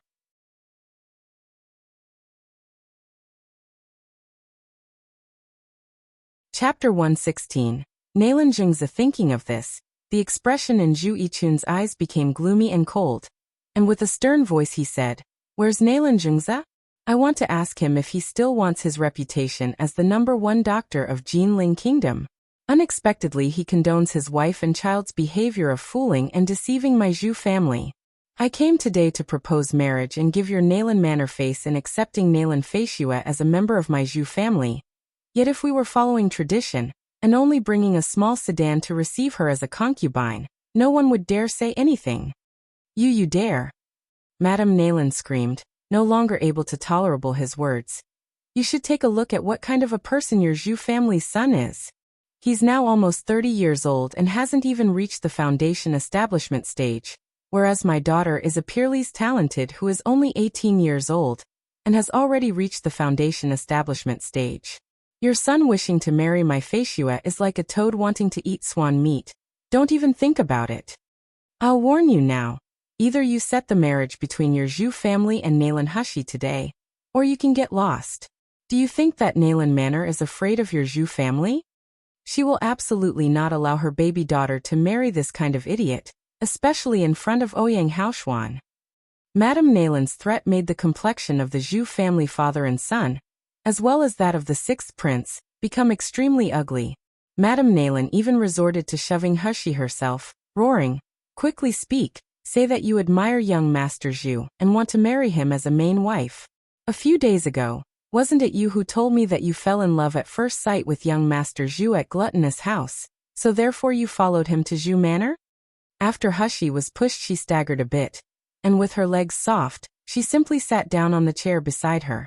Since the beginning her head had been hanging low, her body shivering, while a timid and pitiful expression was frozen on her face. With the look of one being bullied, her mouth kept saying, I, as if she was unable to say a complete sentence, making Zhu Yichun believe more than ever that she was being forced. Only Ouyang Haoshuan had slowly seen the clues of what was happening. But for him to be able to see the Nayland family and Nayland Feishua have bad luck, of course he wouldn't expose it. Instead, he added fuel to the fire. He laughed lightly, and as if he was gossiping to the sixth prince said, "I'm still unsure of when Madame Nayland became Nayland Manor's master. At the time they withdrew marriage it was like this, and now with the Zhu family, it's exactly the same situation." Dr. Nayland never actually shows his face by being present, so people who know him will say that Dr. Nayland is busy, but people who don't know him will think that Dr. Nayland is a weak and incompetent man, relying on his wife and child to act as the bad people. The sixth prince laughed when he heard this, and was about to reply when a servant suddenly started calling in a panic from outside the door. Master, you've come." Madame Nayland's complexion changed while panic and fright swirled in her eyes one after another, and suddenly grabbing Hushi's clothes, she abruptly started twisting the fabric. All this time Nayland Jingza had actually been in the manor, but he was in his basement researching medicine.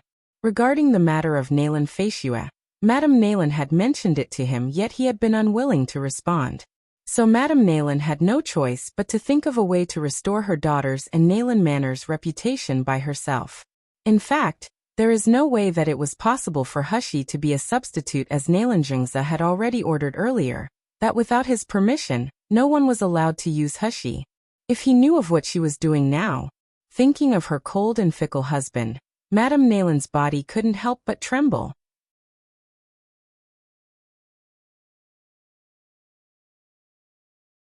Chapter 117.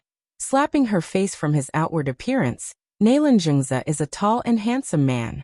With a short mustache above his upper lip, a long fluttering beard and fair skin, his countenance was that of a refined sage. Yet the first time Hushi saw this person, she felt a chill spread throughout her heart, especially when those fathomless eyes swept over her. It was like being stared at by a poisonous snake. The muscles in her body couldn't help but become taut. This cheap father, really wasn't a simple guy. Looking at Hushi, he noticed her head hanging low with a shivering and timid appearance, her face shallow and pale, and that she was still without spiritual power. Nothing was different from the last time he saw her. So Nayland Jingza quickly shifted his line of sight. Yet when his gaze fell on Ouyang Haoshuan, his eyes suddenly narrowed. His body stiffened for a long time before he then stepped forward, slightly nodding his head. "Young Master Ouyang, previously this old man learnt that his skills weren't good enough, as I was unable to find a method to heal you. I don't know which genius doctor with magical hands and a miracle cure was able to fix your fractured meridians." When speaking, Nayland Jingza's expression was completely tranquil, while on the contrary, his eyes burned hate, unwillingness to accept his failure blazing fiercely. Ever since a rumor had spread in the streets about a young genius doctor being able to heal fractured meridians, he had continuously dispatched his people to secretly find him. As long as he managed to find that person and dig out his secrets, then he, Nalanjingza, would be able to become a genuine genius doctor. He would even be able to join the upper ranks of the Doctors' Association. However, all of his people had been searching for more than half a month with no results, yet the Ouyang family had managed to find him. For this genius doctor to cure Ouyang Haoshuan that he, Nalanjingza, had diagnosed as certainly going to die, it is simply slapping his face.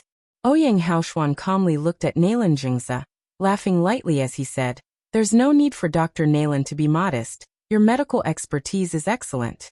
Compared to the other doctors, you concluded the earliest that I couldn't be cured, even neatly withdrawing the marriage agreement between your Nalan family and my Ouyang family. This judgment and decision-making ability, how can it at all compare to an insignificant genius doctor?" His words were full of mockery and ridicule, causing the Nalan family's complexion to turn green and white. The sixth prince even laughed out loud, from time to time even offering his own words of praise, but those words of praise were more like sarcasm. Rage flashed across Nalanjingza's face before he quickly recovered, and turning his head he faced Zhu Yichun. "I was unaware that Master Zhu had paid a visit and was unable to welcome you. I'm very sorry." Zhu Yichun was roared at by Madame Nalan just a moment ago. So with his displeasure still written across his face, he coldly said, "Dr. Nalan doesn't have to speak so politely. Today I'm only here for an answer. Your daughter Nalan Feishua and my son Zhu Zhongba have an intimate physical relationship. My son was even whipped by her. Nalan Feishua belongs to us of the Zhu family. Today I ask the sixth prince to be a witness as we propose marriage, and to give your Nalan family face. Yet who would have thought that your good wife would unexpectedly bring out a useless concubine's daughter instead? Using this third miss to fool us and wanting to make her act as a substitute. Is this you wanting to step on my Zhu family's face?" The more Nalanjingza heard, the uglier his face became. After hearing everything, he suddenly turned around, and swinging his hand, he ruthlessly slapped his palm on Madame Nalan's face. Madame Nalan was completely caught off guard, her body falling to the ground with a thump. Clutching her red and swollen cheek with one hand, her eyes showed her shock and fear, her voice shaking. "My lord you, how can you hit me?"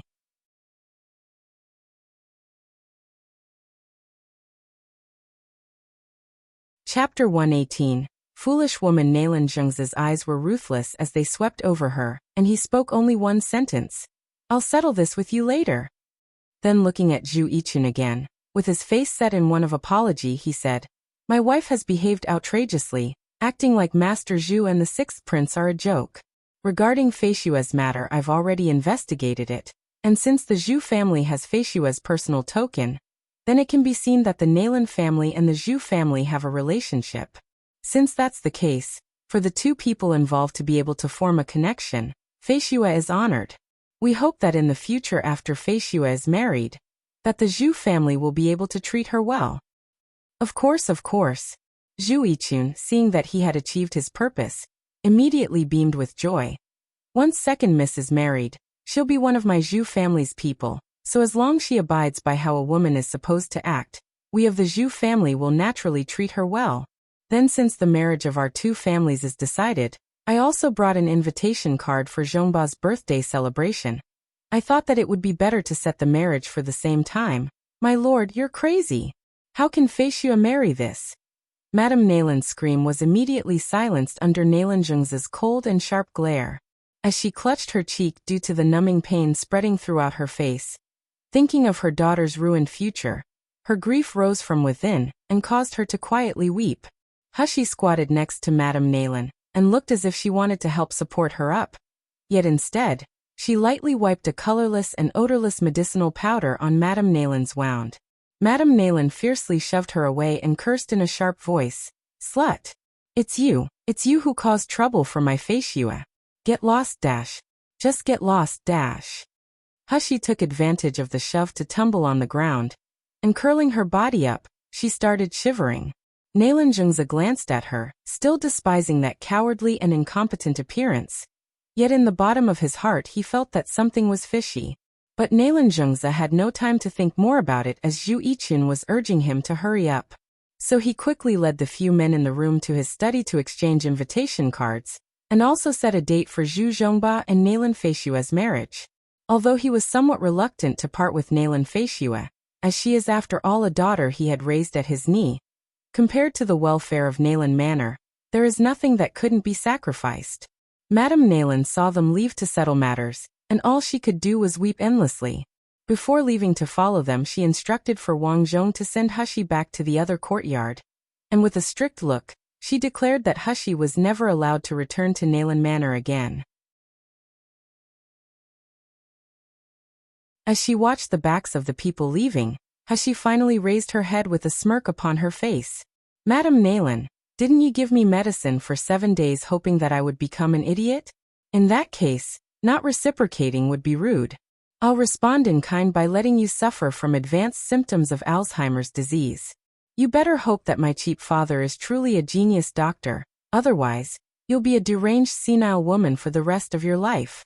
Late at night in the courtyard by Tsang Mountain, stars are twinkling and the moonlight is perfect. Hushi was sitting alone on the roof of the highest building in the courtyard, lightly frowning as she gazed towards the vast sky full of stars. Tomorrow is the agreed-upon day that Nangong Yu promised to lift the seal on her dantian, but that guy had disappeared for several days already, while these last 2 days Bai Hu had also not come. Before her eyes a man's handsome face slowly emerged, with a demonic and pampering smile, and that hot breath and a hug she couldn't oppose. Hushi's face reddened, and she secretly scolded "bastard." But her originally jittery heart had gradually settled down. Nangong Yu was mostly overbearing, leaving her little room to resist, but this man was serious when he made that promise, making her unconsciously want to believe him. Without any reason at all, she just believed that he wouldn't deceive her. Hushi was lost in thought when suddenly, she shivered from a coldness that froze her body, causing her to become alert and abruptly sit up.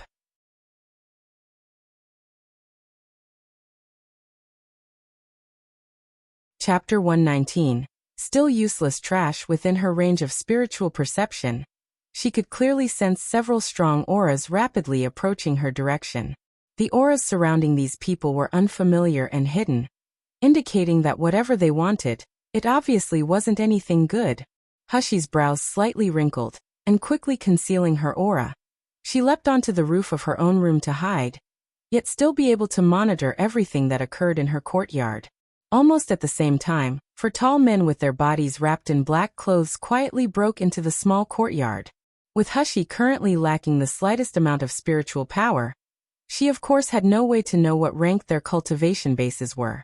But judging from the strong power pressure being emitted from their bodies, they weren't low-level martial artists. Amongst these 4 people, the man with the tallest stature waved his hand, sending the 3 other figures to quietly leap to every corner of the small courtyard, while the tallest masked man moved directly towards her bedroom. Hushi's heart shivered, and moving from her position, she rapidly entered the room from the rear window. It seemed that this group of people were rushing here for her, because looking at their actions and attitude, they were making an utmost effort to not alarm the people in this courtyard. Since they were sneaking around, their purpose wouldn't be to kill anyone, but some other hidden motive. Since they only dared to secretly nose around, then she better beat them at their own game, and see what they wanted. Moreover, this group of people's manner is suspicious. Their cultivation bases are much higher than hers, so if she was to collide with them, Hushi wasn't afraid for herself, but the people in this courtyard would most likely suffer. Once deciding on a plan, Hushi quickly lay down on the bed, and closed her eyes to pretend to sleep. In order to not reveal any flaws, her consciousness entered her space, and from her space she observed the situation outside. After a moment, her bedroom door that was locked quietly opened, and a tall shadow quietly entered. The light from the moon and stars lit up the doorway, illuminating the black-clothed man's body. Hushi was holding her breath in anticipation, yet once she saw this, she frowned. Why did she feel that the black-clothed man's figure was somewhat familiar, as if she had seen it somewhere before? The man dressed in black walked to the front of bed, and seeing Hushi deeply sleep, a touch of suspicion flashed in his eyes as he examined her. He looked at the small shallow face for a long time, Then suddenly he lifted his hand and placed it on Hushi's chest. Hushi startled in fright, thinking that he was going to kill her. Yet within the next moment, she felt a trace of icy cold spiritual power enter her body through the palm on her chest. It searched along her four limbs and hundreds of bones towards her dantian, finally gathering in her brain. Hushi suddenly opened her eyes wide in her space, soul-searching technique. This black-clothed man is actually using the soul-searching technique on her. This is a technique that only a high-level cultivator was able to use against a low-level cultivator. Not only would they be able to dig out a person's memory, but if the person this technique was used against struggled and resisted, it would ultimately result in them becoming an idiot. In the end, who is this person that was so ruthless they used the soul-searching technique on Nalan Hushi? What is his purpose? Hushi rejoiced that fortunately her mind is hiding in her space, so even if this black-clothed man searched through every memory in her brain, he would only be able to sense her sleeping and nothing else. Sure enough, after the time it would take to burn half an incense stick, the black-clothed man began to exude a ruthless and irritated aura. There's nothing. Unexpectedly, there wasn't any useful information. As well as being unable to cultivate spiritual power in her dantian, this girl sleeping on the bed was clearly still useless trash.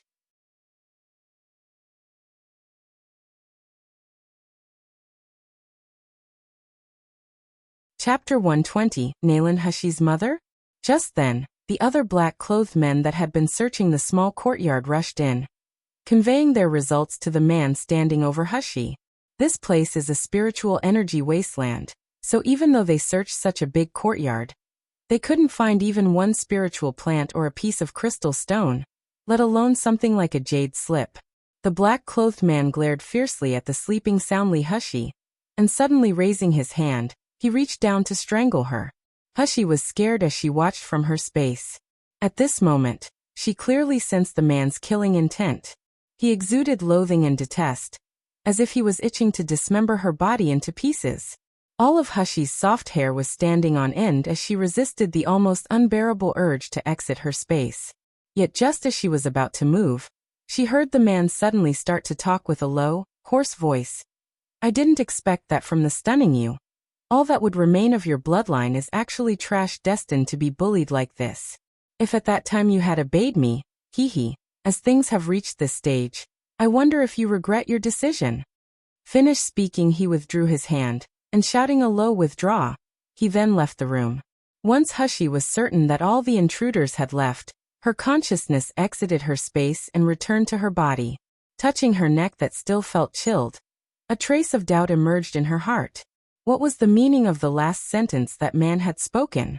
This stunning person, is that the mother of Nalan Hushi? However, Nalan Hushi's mother was obviously Nalan Jingza's concubine. If she had really been peerless, how could she have been willing to be someone's concubine? Previously she had thought that Nalan Hushi is a daughter of an unfavored concubine from Nalan Manor. Petty and low, cowardly, and without the slightest innate talent for cultivating. Even the most lowly servant hadn't paid attention to her. Yet now it seems that Nalan Hushi's identity is apparently not so simple? Hushi was puzzled as she got up to examine every corner of her small courtyard. The actions of these men were very careful. Although they had randomly dug 3 feet holes around the yard, the items arranged in the house hadn't been disturbed much, and everyone was still sleeping soundly. In the end, what was that group of black-clothed people looking for? At this moment, that group of black-clothed people that Hushi was wondering about were rapidly sneaking into Yanjing City, jumping between the high building walls. Several breaths later, they arrived in front of a huge residence of a high-ranking official. The leader of the black-clothed men took off his mask, and ripping off the black clothes, he strutted through the half-open side door. The remaining 3 men quietly hid, not entering the courtyard. Above this residence's gate hung an impressive and imposing plaque with 2 words, Nalan Manor. The leader of the black-clothed men is Yanjing City's most outstanding, famous, and #1 doctor, Nalan Jingza. Nalan Jingza's face was overcast as he walked into his study, and after confirming that no one was nearby, he quickly stepped in front of a redwood shelf. using one hand to rotate an ordinary-looking vase left and right a few times. The next moment the redwood shelf issued caw-caw sounds, and shifting to the left and the right, it revealed an empty room. A simple pill furnace and some refining tools were set up, while on the left there was a spiral staircase leading down. In front of the pill furnace, there hung a picture of a beautiful woman. Nailan Zhengzi slowly stepped forward, staring at the picture without blinking as he walked. On the slightly yellowed paper a beautiful woman that could make a person have to pause and catch their breath vividly appeared. With long shapely eyebrows and phoenix eyes, a beautiful nose and snow-white skin, her cold and indifferent expression made her look like a goddess from the ninth heaven. Such a lofty woman would of course not bother with ordinary people.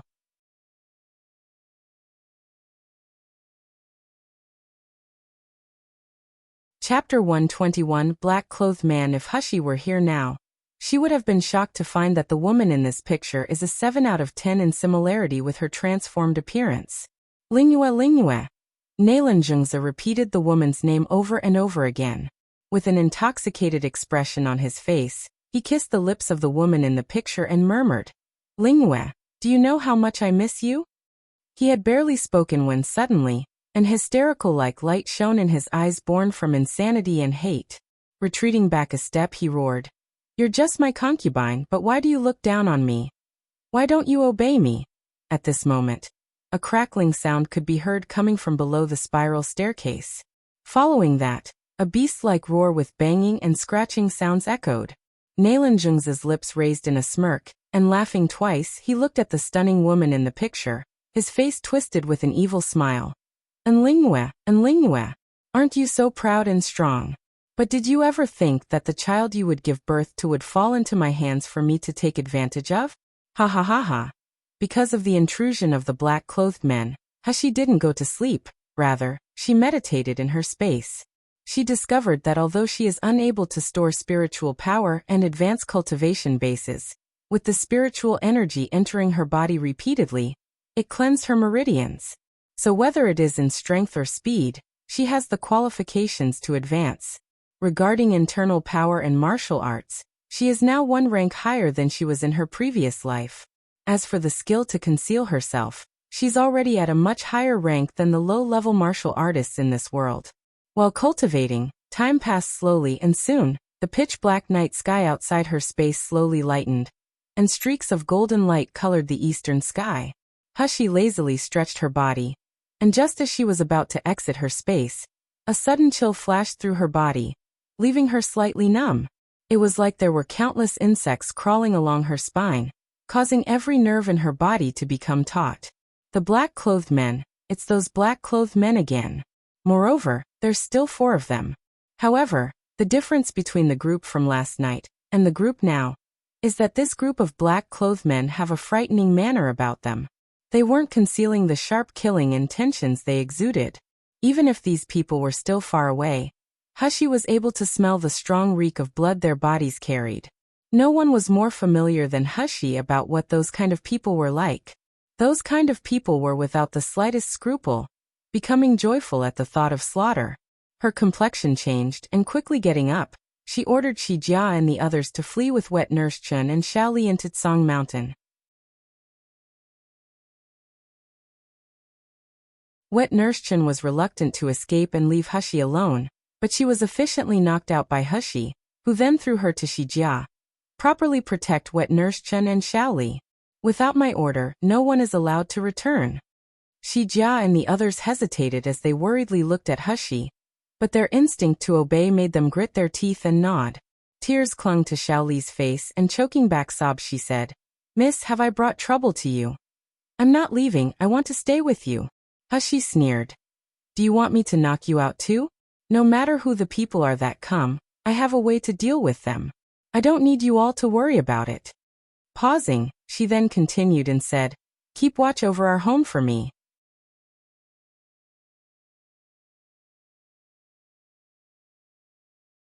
Chapter 122. Powerless Antright. Our home. Although it has only been a short time period of little more than a month, she has regarded this courtyard as home, the people in this courtyard as her family. She will not allow her family to meet with mishap. For any person who dares to touch those she cares about, she will definitely let them pay a painful price. Xiao Li's face gradually showed a firm look of dedication, and wiping her tears, she repeatedly nodded her head, her expression of one making a promise. Shi Jia, Xiao Li, and the others had just left, when several black-clothed men using flying swords rapidly descended on the empty ground of the small courtyard. They of course saw that weak old woman and child running to hide in Song Mountain, so one person amongst them who was fiddling with a dagger in his hand sneeringly asked, "Do I need to rush over and get rid of those useless people?" Another person replied with, "Our boss's order was that the patron only wanted Nalan Hushi's life. We don't have any business with the rest." Did he think our drought demon organization, full of gold medal assassins, was a vegetable market? That when we receive a mission we also include a service of giving a gift? The two other people burst into loud laughter, their gazes landing on one of the small houses in the courtyard.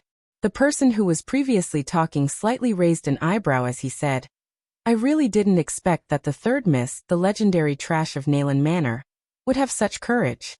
Letting her servants leave first and staying behind to throw her life away. Tisk tsk, so interesting." Another young voice couldn't help but grumble, "I don't know what our boss was thinking.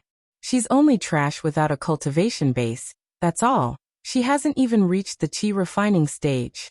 Is it necessary to use all four of us together to dispose of her? Alright, our boss decided it like this, so naturally he has reason. As long as we obediently obey his orders, then that will be enough.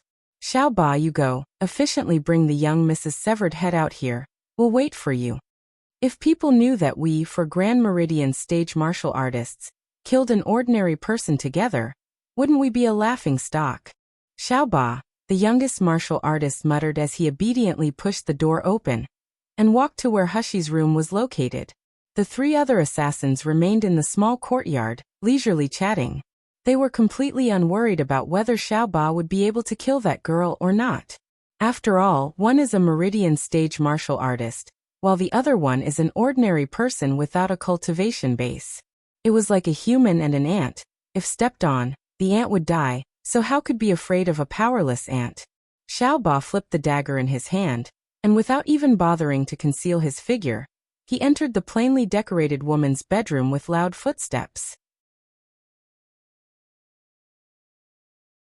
Yet the next moment, Xiao Ba suddenly sensed the coldness of a hidden weapon directly shoot towards him. Not good. Xiao Ba thought gloomily, and moving sideways, he dodged countless hidden weapons that swept over his cheek, but some still directly pierced his body. As the hidden weapons reached his body, Xiao Ba discovered that they were silver needles, as thin as a strand of hair. When these needles touched his body, he found that they contained an icy spiritual power that made him, this Meridian stage martial artist's entire body, grow cold. However, Xiao Ba simply didn't care about these small lousy needles with weak icy spiritual power.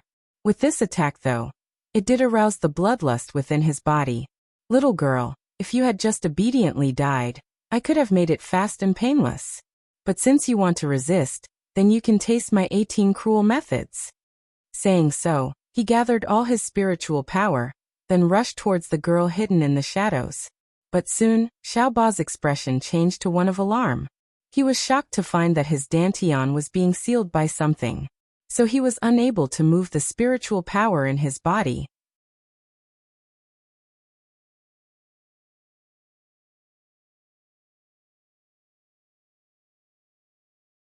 Chapter 123, Beheaded in One Strike You. Xiao Ba opened his mouth to shout, but the little girl that had been hiding in the shadows suddenly disappeared. The next moment, Xiao Ba felt a burst of sharp pain in his throat, and suddenly, blood was spewing from his neck.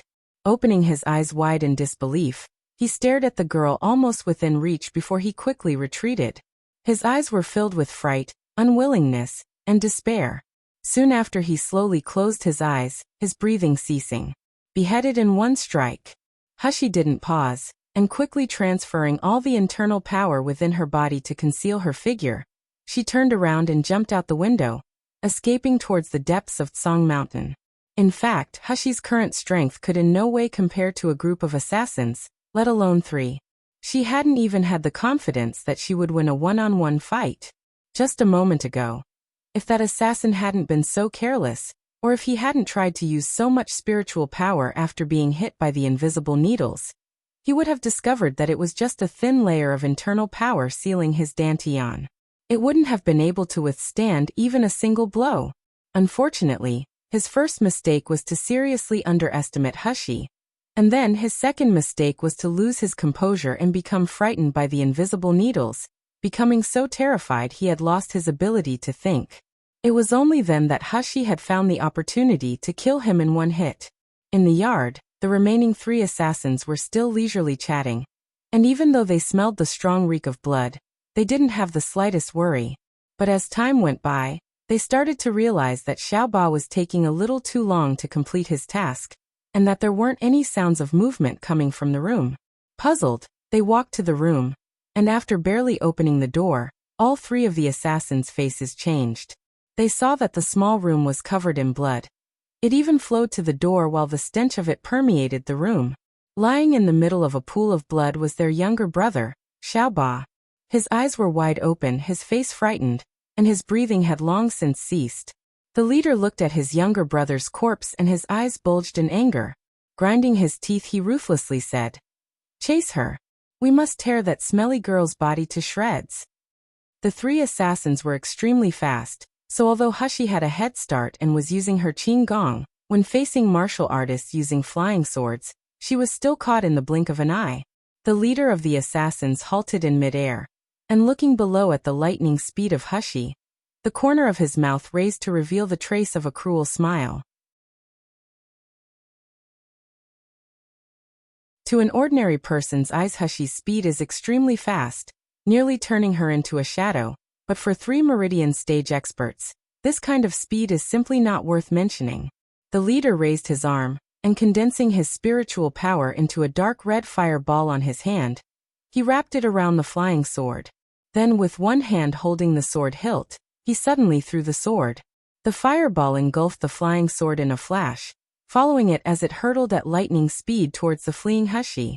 The assassins heard a loud bang, and the fireball scattered, turning the flying sword into fine powder. Yet the expected outcome of Hushi being torn apart into hundreds of pieces didn't occur. She instead stumbled 2 steps due to the heat of the explosion. Yet without pausing, she continued to dash forward, as if she wasn't affected by that attack in the slightest. In mid-air, the 3 assassins' faces showed their shock. One must know that the strike from the lead assassin a moment ago was equal to the strength of 10 people. His cultivation base is currently at the peak of Meridian stage, so even an expert on Gold Core stage would at least suffer a little damage from that strike. Yet how is that an ordinary person was able to walk away, seemingly unharmed?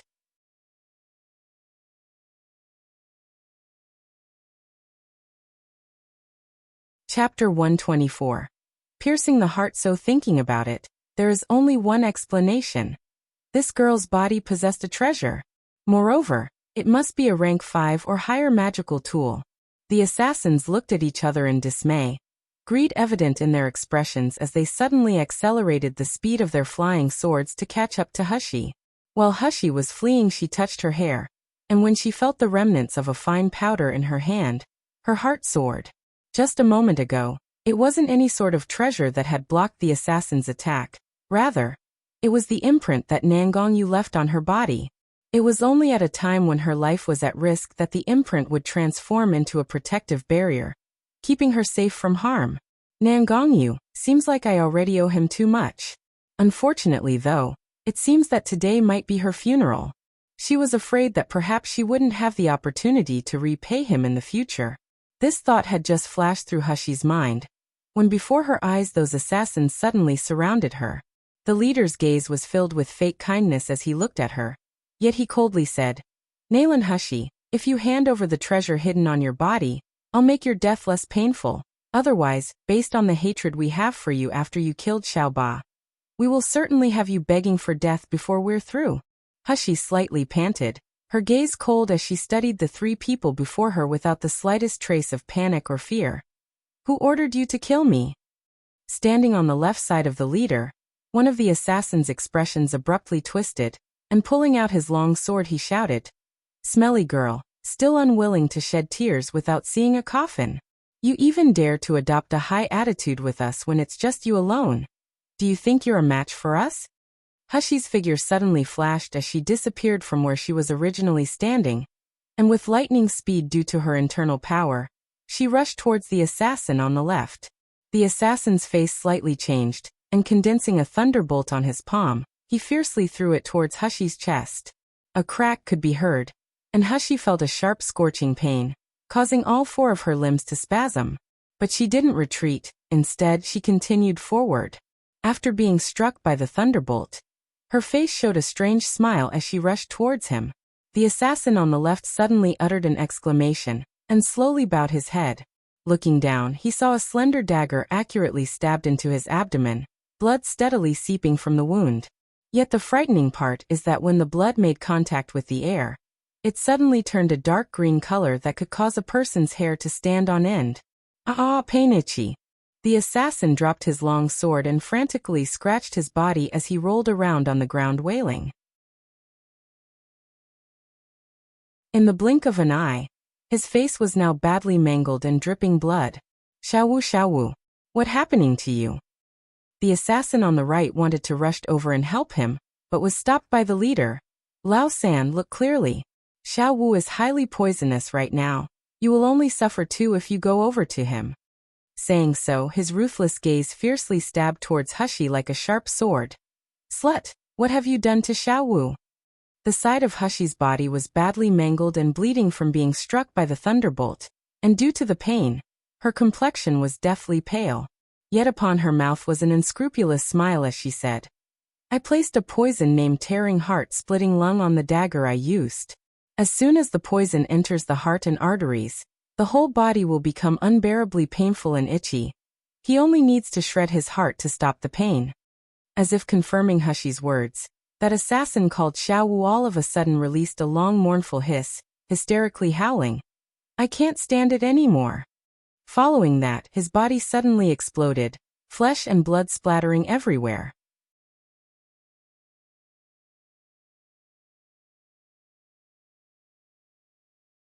Chapter 125.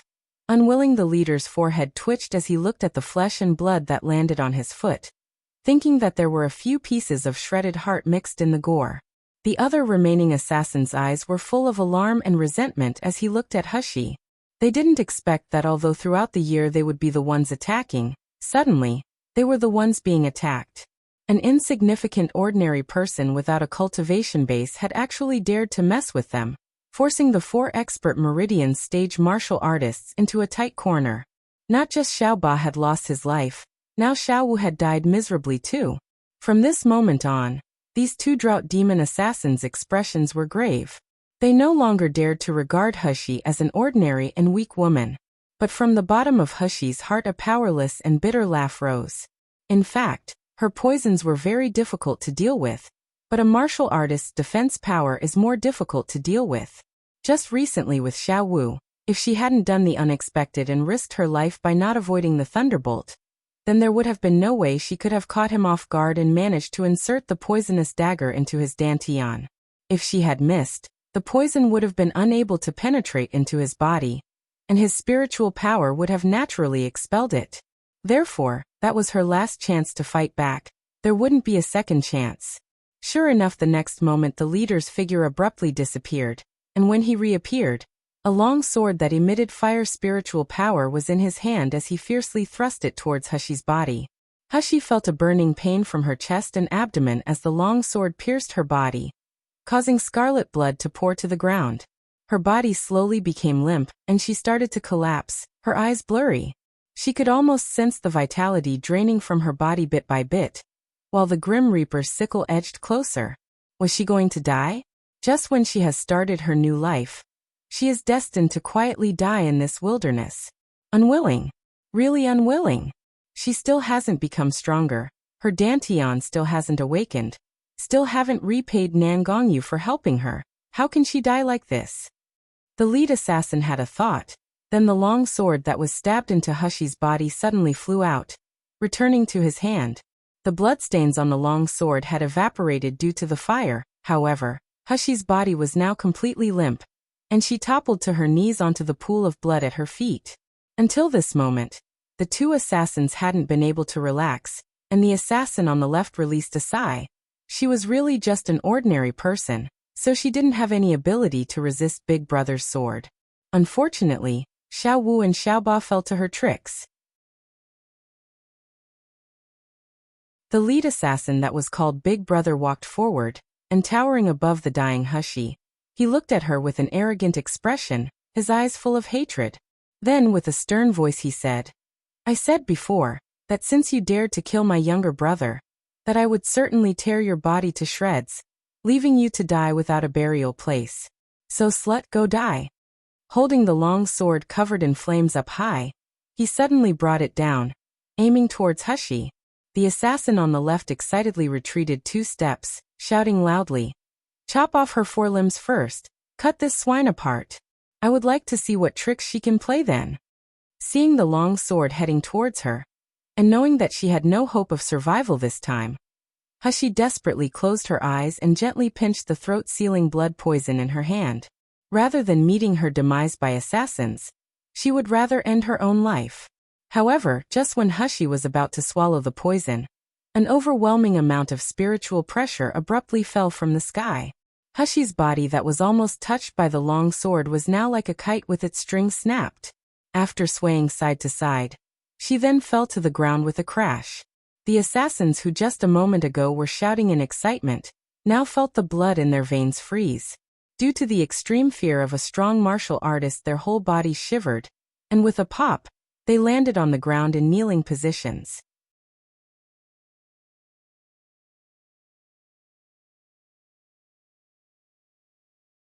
Chapter 126, Drought Demon Organization Hushi Dash. A frightened and angry roar sounded at her ears, the voice so familiar yet so distant. Hushi was only half conscious, and as her body grew colder, she could feel that someone was holding her in their arms, gently removing the skin mask on her face. This person was slightly trembling as they embraced her in what felt like fear and regret, but so warm, so comforting. The corner of Hushi's mouth raised into a faint, gentle smile, before she then lost consciousness. Nangongyu hugged Hushi tightly. Examining her heavily injured body, he didn't dare believe his own eyes. The girl's features under the mask were still delicate and beautiful, but her complexion was deathly pale, nearly transparent. Her phoenix eyes that always captivated him were now dull, devoid of light, as if at any time she would disappear from this world. A few days ago he was listening to Baihu's report, eating her specially prepared foods, and imagining her proud and playful appearance. He has always been looking forward to the day he would be able to meet with her. The day he would be able to lift the seal on her dantian, letting her depend on him more so that they would be inseparable. However, when he awoke this morning, what was waiting for him? It was to an alert from the imprint he left on Hushi's body, letting him know that she was being attacked. After he hurriedly rushed over, what he found is her dying. Nangongyu's hands clenched tightly into fists, the light in his eyes scarlet flames that burned fiercely. At this moment, he was strongly trying to suppress a heaven-destroying, earth-extinguishing fury. He wanted to dismember the people who injured Hushi, crushing their bones to dust. "Xier, you'll be fine." Nangongyu gripped Hushi's hand, quickly transferring the pure essence of his spiritual power to her. "You have me here. I definitely won't let something happen to you." The transferring of spiritual power to Hushi helped her weak breathing slowly become stable, while the fatal wound in her chest and abdomen indicated some signs of healing. Once he was sure that Hushi's life wasn't in immediate danger, it was only then that Nangongyu raised his head, his scarlet eyes burning as he glared at the two assassins not far away. His icy voice contained a promise of deadly violence as he spoke. "Drought Demon Organization, very good. In this world, there have been very few people who have been able to provoke me to anger, and yet you've managed it. Hell King you are, Your Highness Hell King." The leader saw the Hell King's evil demon-like smile, and suddenly his eyes opened wide as he released a horrified shout.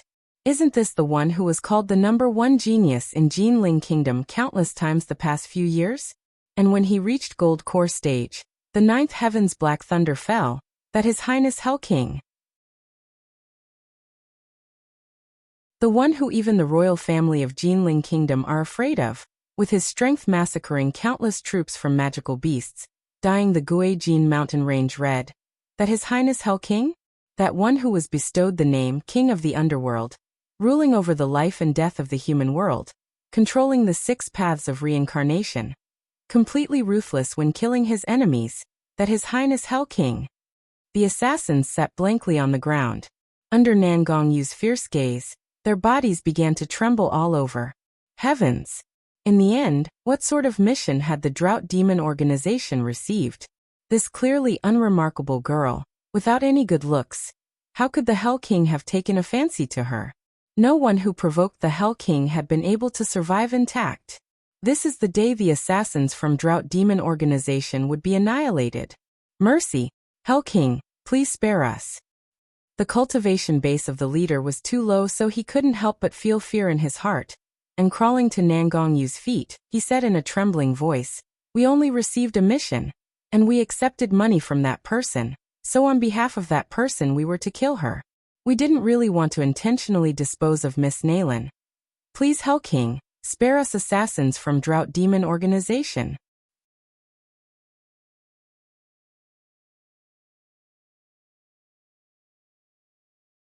Chapter 127. Annihilated. Nangongyu looked down at them with an indifferent expression, his bloodshot eyes covered with a layer of frost. "Speak. If you tell me who the mastermind is, I'll let the assassins from Drought Demon organization off." That means that he really intends to destroy all of the assassins from Drought Demon organization if they don't reveal anything. The hopeful expression on the leader's face crumpled, changing into one of utter despair. But when facing this excessively strong young man, he didn't have any courage to resist answering. We don't know who requested the mission. All the Drought Demon organization deals with is receiving the mission from the black market. We just take the money without asking questions." Since this is the case, the corner of Nangongyu's mouth raised into a cruel smile. "Then your existence is unnecessary." He had barely spoken when a bright ball of spiritual power suddenly formed on his slightly raised left hand. The assassin kneeling at Nangongyu's feet screamed with fear, and he wanted to flee, but without being able to take even a single step, the ball of spiritual power ball wrapped itself around his body, and that of the other assassin. Soon after, their bodies felt like there was something drilling into them, and the surface of their skin began to swell with uneven bumps. "Ah!" The assassins screamed in pain, and following that their bodies ripped apart, leaving only blood and bones splattered around. However, the ball of spiritual power hadn't finished its destruction yet, continuing to burn the blood and bones with a faint blue flame, until it completely eroded everything, leaving nothing but ash. Only then did the spiritual fire slowly disappear without a trace. Nangongyu glanced at the wind spreading the ash of the 2 assassins into the air. Then sneering, he held Hushi, and rapidly flew back to Hell King Manor. Hell King Manor. Qinglong, Baihu, and Zhu Ke were standing at the gate. From time to time they would look at the sky with worried expressions. Baihu incessantly muttered out of nervousness, "It's already reached this point, the time when Master's illness is about to flare, so why would he suddenly go out? Why has he still not returned?" At this moment, Zhu Ke, who was standing next to him, had her face covered with a veil, concealing that eye-catching scar. Hearing what was said, her eyes filled with worry. "Qinglong, do you know why Master went out today, leaving his closed-door cultivation early?" It was to lift the seal on Shiyu, the genius Dr. Shi's Dantian. Of course Qinglong knew what his master went out to do, and he extremely disagreed with it. But Master is the master, and as long as he is commanded not to say anything, even if Qinglong was anxious, he would never speak without permission. He has always been quiet from the beginning, refusing to answer any questions, so Baihu and Zhu Ke weren't surprised. However, as Qinglong looked at the sky for a long while, a gloomy expression covered his face and he opened his mouth to say, "Baihu, Zhu Ke, if someone's existence will harm Master, but Master wouldn't hesitate to protect him, what would you do?" Baihu answered, "Of course Master's will is the priority," while Zhu Ke answered, "Of course the cheap person who will threaten Master must be killed." The 2 people almost responded in unison, and after they finished speaking they looked at each other in dismay. each with a complicated expression on their face. Even Qinglong's eyebrows were creased, his face twisted. Just then, Qinglong's expression lit up and he shouted with a low voice, "Master's returned." The next moment, Nangongyu descended from the sky with his robes floating around him, landing by Hell King Manor's big gate. Qinglong was just about to come forward, wanting to follow, when suddenly he looked at the bloody figure in Master's arms, his eyes opening wide. "Master, this is this genius Dr. Shi?"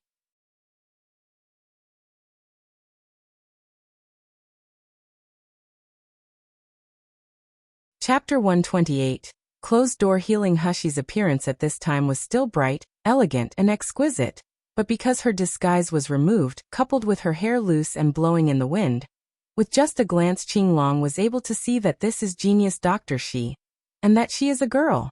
Moreover, her appearance is so devastatingly beautiful that it is capable of causing the downfall of a city. It was even more impressive when you factored in that she is only a young girl, yet has peerless medical expertise. Qinglong sucked in a gulp of cold air. He was always calm and collected yet couldn't help but blurt out, "Genius Dr. Shi is a woman? It's no wonder then. No wonder that Master cared about and cherished her so much. No wonder that on the carriage Master was like that, with her." Standing on the side, Zhu Ke was also able to recognize Hushi's identity with just a glance. Yet when she noticed that Hushi's sallow and ugly face has now become so beautiful, both her hands clenched tightly, while her heart raged the words "impossible, impossible," repeatedly. This abominable slut. First she destroyed her appearance, making her ashamed to appear in front of Master. Now she exposed a delicate, pitiful, and charming fox-like appearance to seduce Master. So shameless. It's simply too shameless. Zhu Ke's eyes reddened, and firmly glaring at the unconscious Hushi, she was unaware that the veil on her face had slipped off. She wanted to rush over and tear that face apart, pull her out from Nangongyu's arms and ruthlessly throw her to the ground. The hate born out of jealousy in her heart was like a burning flame, causing the scar on her face to constantly twist. Resembling a centipede crawling on her beautiful face, it made her features look distorted and hideous. Yet why would Nangongyu care about the reactions of his subordinates at this time? Glancing at the girl in his arms whose breathing was gradually growing weaker, his eyes darkened as he coldly said, "I will heal she air behind closed doors, prepare the best medicinal pills and send them in. Qinglong, you guard the door. Without my order no one is allowed to enter." Qinglong always obeyed Nangongyu's orders. Yet when he heard what was he said his heart thumped loudly, and looking at Hushi he murmured, "Master, it's time for you to." Nangongyu's icy gaze sharply swept over Qinglong, instantly silencing him. His eyebrows creased as he followed behind Nangongyu. Yet Zhu Ke was finally unable to bear it any longer and rushed over, landed to her knees with plop in front of Nangongyu, and cried as she said, "Master, you are now at the moment between life and death. You absolutely cannot harm your body for an insignificant person. If Master wants to save Miss Naylan, you may hand her over to this subordinate. This subordinate is a 5th-ranked doctor. I'll certainly be able to heal Miss Naylan's injury." "That's right, Master." Even Bai Hu could no longer endure it and said, "Genius. Miss Naylan seems to have only suffered superficial wounds, and Zhu Ke's medical expertise is excellent, so there'll definitely be no problem for her to treat her injury. Master, you should quickly return to closed-door cultivation, otherwise." Other people may not have realized, but they were trusted subordinates. They were able to clearly detect that Nangongyu's originally fair skin had now become more transparent, and that the blood flow in his body had also begun to slow, causing his hands and feet to gradually turn cold. While it looked like nothing judging by the master's appearance, in truth, his body is suffering from great pain. Nangongyu didn't even look at Zhu Ke as he sneeringly said, "My matters are not for all of you to decide. Qinglong, don't make me order you a second time." "Master!" Zhu Ke exclaimed, but when she raised her head again, she didn't see Master's figure anymore. Nangongyu's bedroom was restricted in Hell King Manor, so as the bedroom door firmly closed, Qinglong took up a position outside the door to guard it, his face cold and calm.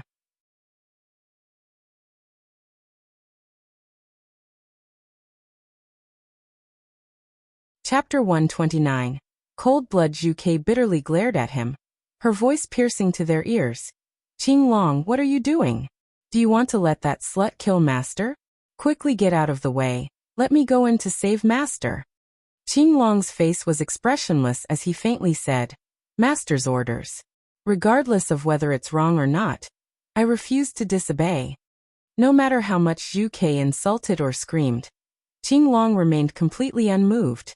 His cultivation base is the highest amongst them, so although they're all gold core stage martial artists, even if Zhu and Baihu joined together to fight him, they wouldn't necessarily win. Thus the people outside the bedroom door were deadlocked. Inside the bedroom, Nangongyu carefully placed Hushi on his bed. He is a person with mysophobia, so apart from a servant boy being allowed to come and sweep this bedroom, no one else is allowed to enter. For him, his bed is his to personally use, nobody has permission to touch it. But now, seeing Hushi's blood dye his bed red, he didn't feel the slightest bit of disgust. All he felt was panic and distress. His she-heir should be willful, arrogant and cold. She shouldn't be like she is now, dying and looking like she will disappear at any time. Nangongyu very carefully untied Hushi's outer clothes, and grabbing the medicine that Qinglong brought in a moment ago, he sprinkled it over her horrific wound. The medicine in Hell King Manor is naturally all high grade, so as soon as the following medicine made contact with her flesh, whether it is an injury caused by a sword or a wound from being struck by thunder, the speed of healing could clearly be seen by the naked eye. However, when all the wounds were healed, Hushi's breathing was still growing weaker, her pale face expressionless. Nangongyu held her icy body in his embrace, fear bubbling up in his heart. This is the first time since birth that he has experienced such feelings. Fear, panic, terrified that the girl in his arms will leave him, and from then on he will no longer be able to see or touch her. He pondered for a moment, and finally made a firm resolution. From the storage ring on his finger, he withdrew a simple and unadorned jade box. Opening the jade box, a scorching heat wave assaulted his senses. It was the yuanyang fruit that Hushi gave to Nangongyu. Compared to 1 month ago, the yuanyang fruit is still hot, yet the fierce heat from the yang has become milder, purer. Furthermore, any impurities harmful to the human body have vanished. This is the result of Nangongyu using his own body temperature and continuously cooling it down for a month. Unfortunately, that is not enough. Even if the yang of the yuanyang fruit has been refined, Hushi's weak and ordinary body will still be burned by the heat once she consumes the yuanyang fruit. Therefore, she would need a yin object to act as a guide and neutralize the heat before she could use the yuanyang fruit. Nangongyu wrapped the yuanyang fruit in his spiritual power, and pinching Hushi's chin, he slowly placed the yuanyang fruit into her mouth. Once the yuanyang fruit entered her body, Hushi suddenly groaned, her pale complexion abruptly changing into a scorching red color.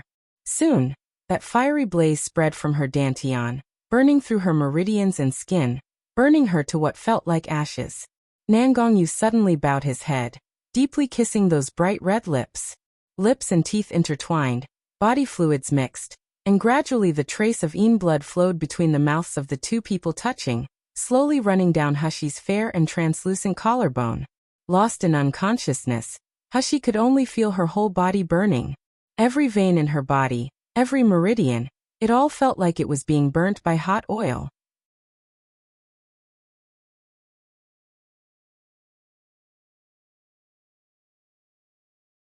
Chapter 130, Blood Contract. Next, this kind of heat slowly permeated to her bones, roasting her, burning her, as if at any time she would be burnt to ashes. A painful groan was released from Hushi's mouth, her eyebrows frowning tightly as the intense pain made her whole body begin to spasm and struggle. Her throat almost unable to hold back a shrill scream. Just when it became unbearable, there was a sudden flow of icy liquid. It passed through her lips, glided down her throat, and entered her internal organs. In a flash, spreading throughout her entire body. So comfortable, so refreshing. I want more. Hushi couldn't help but let out a pleased sigh, her hands instinctively extending to hold on to something. Her mouth released a hoarse groan. Then her lips used their full strength to suck harder, so as to be able to absorb more of the icy liquid.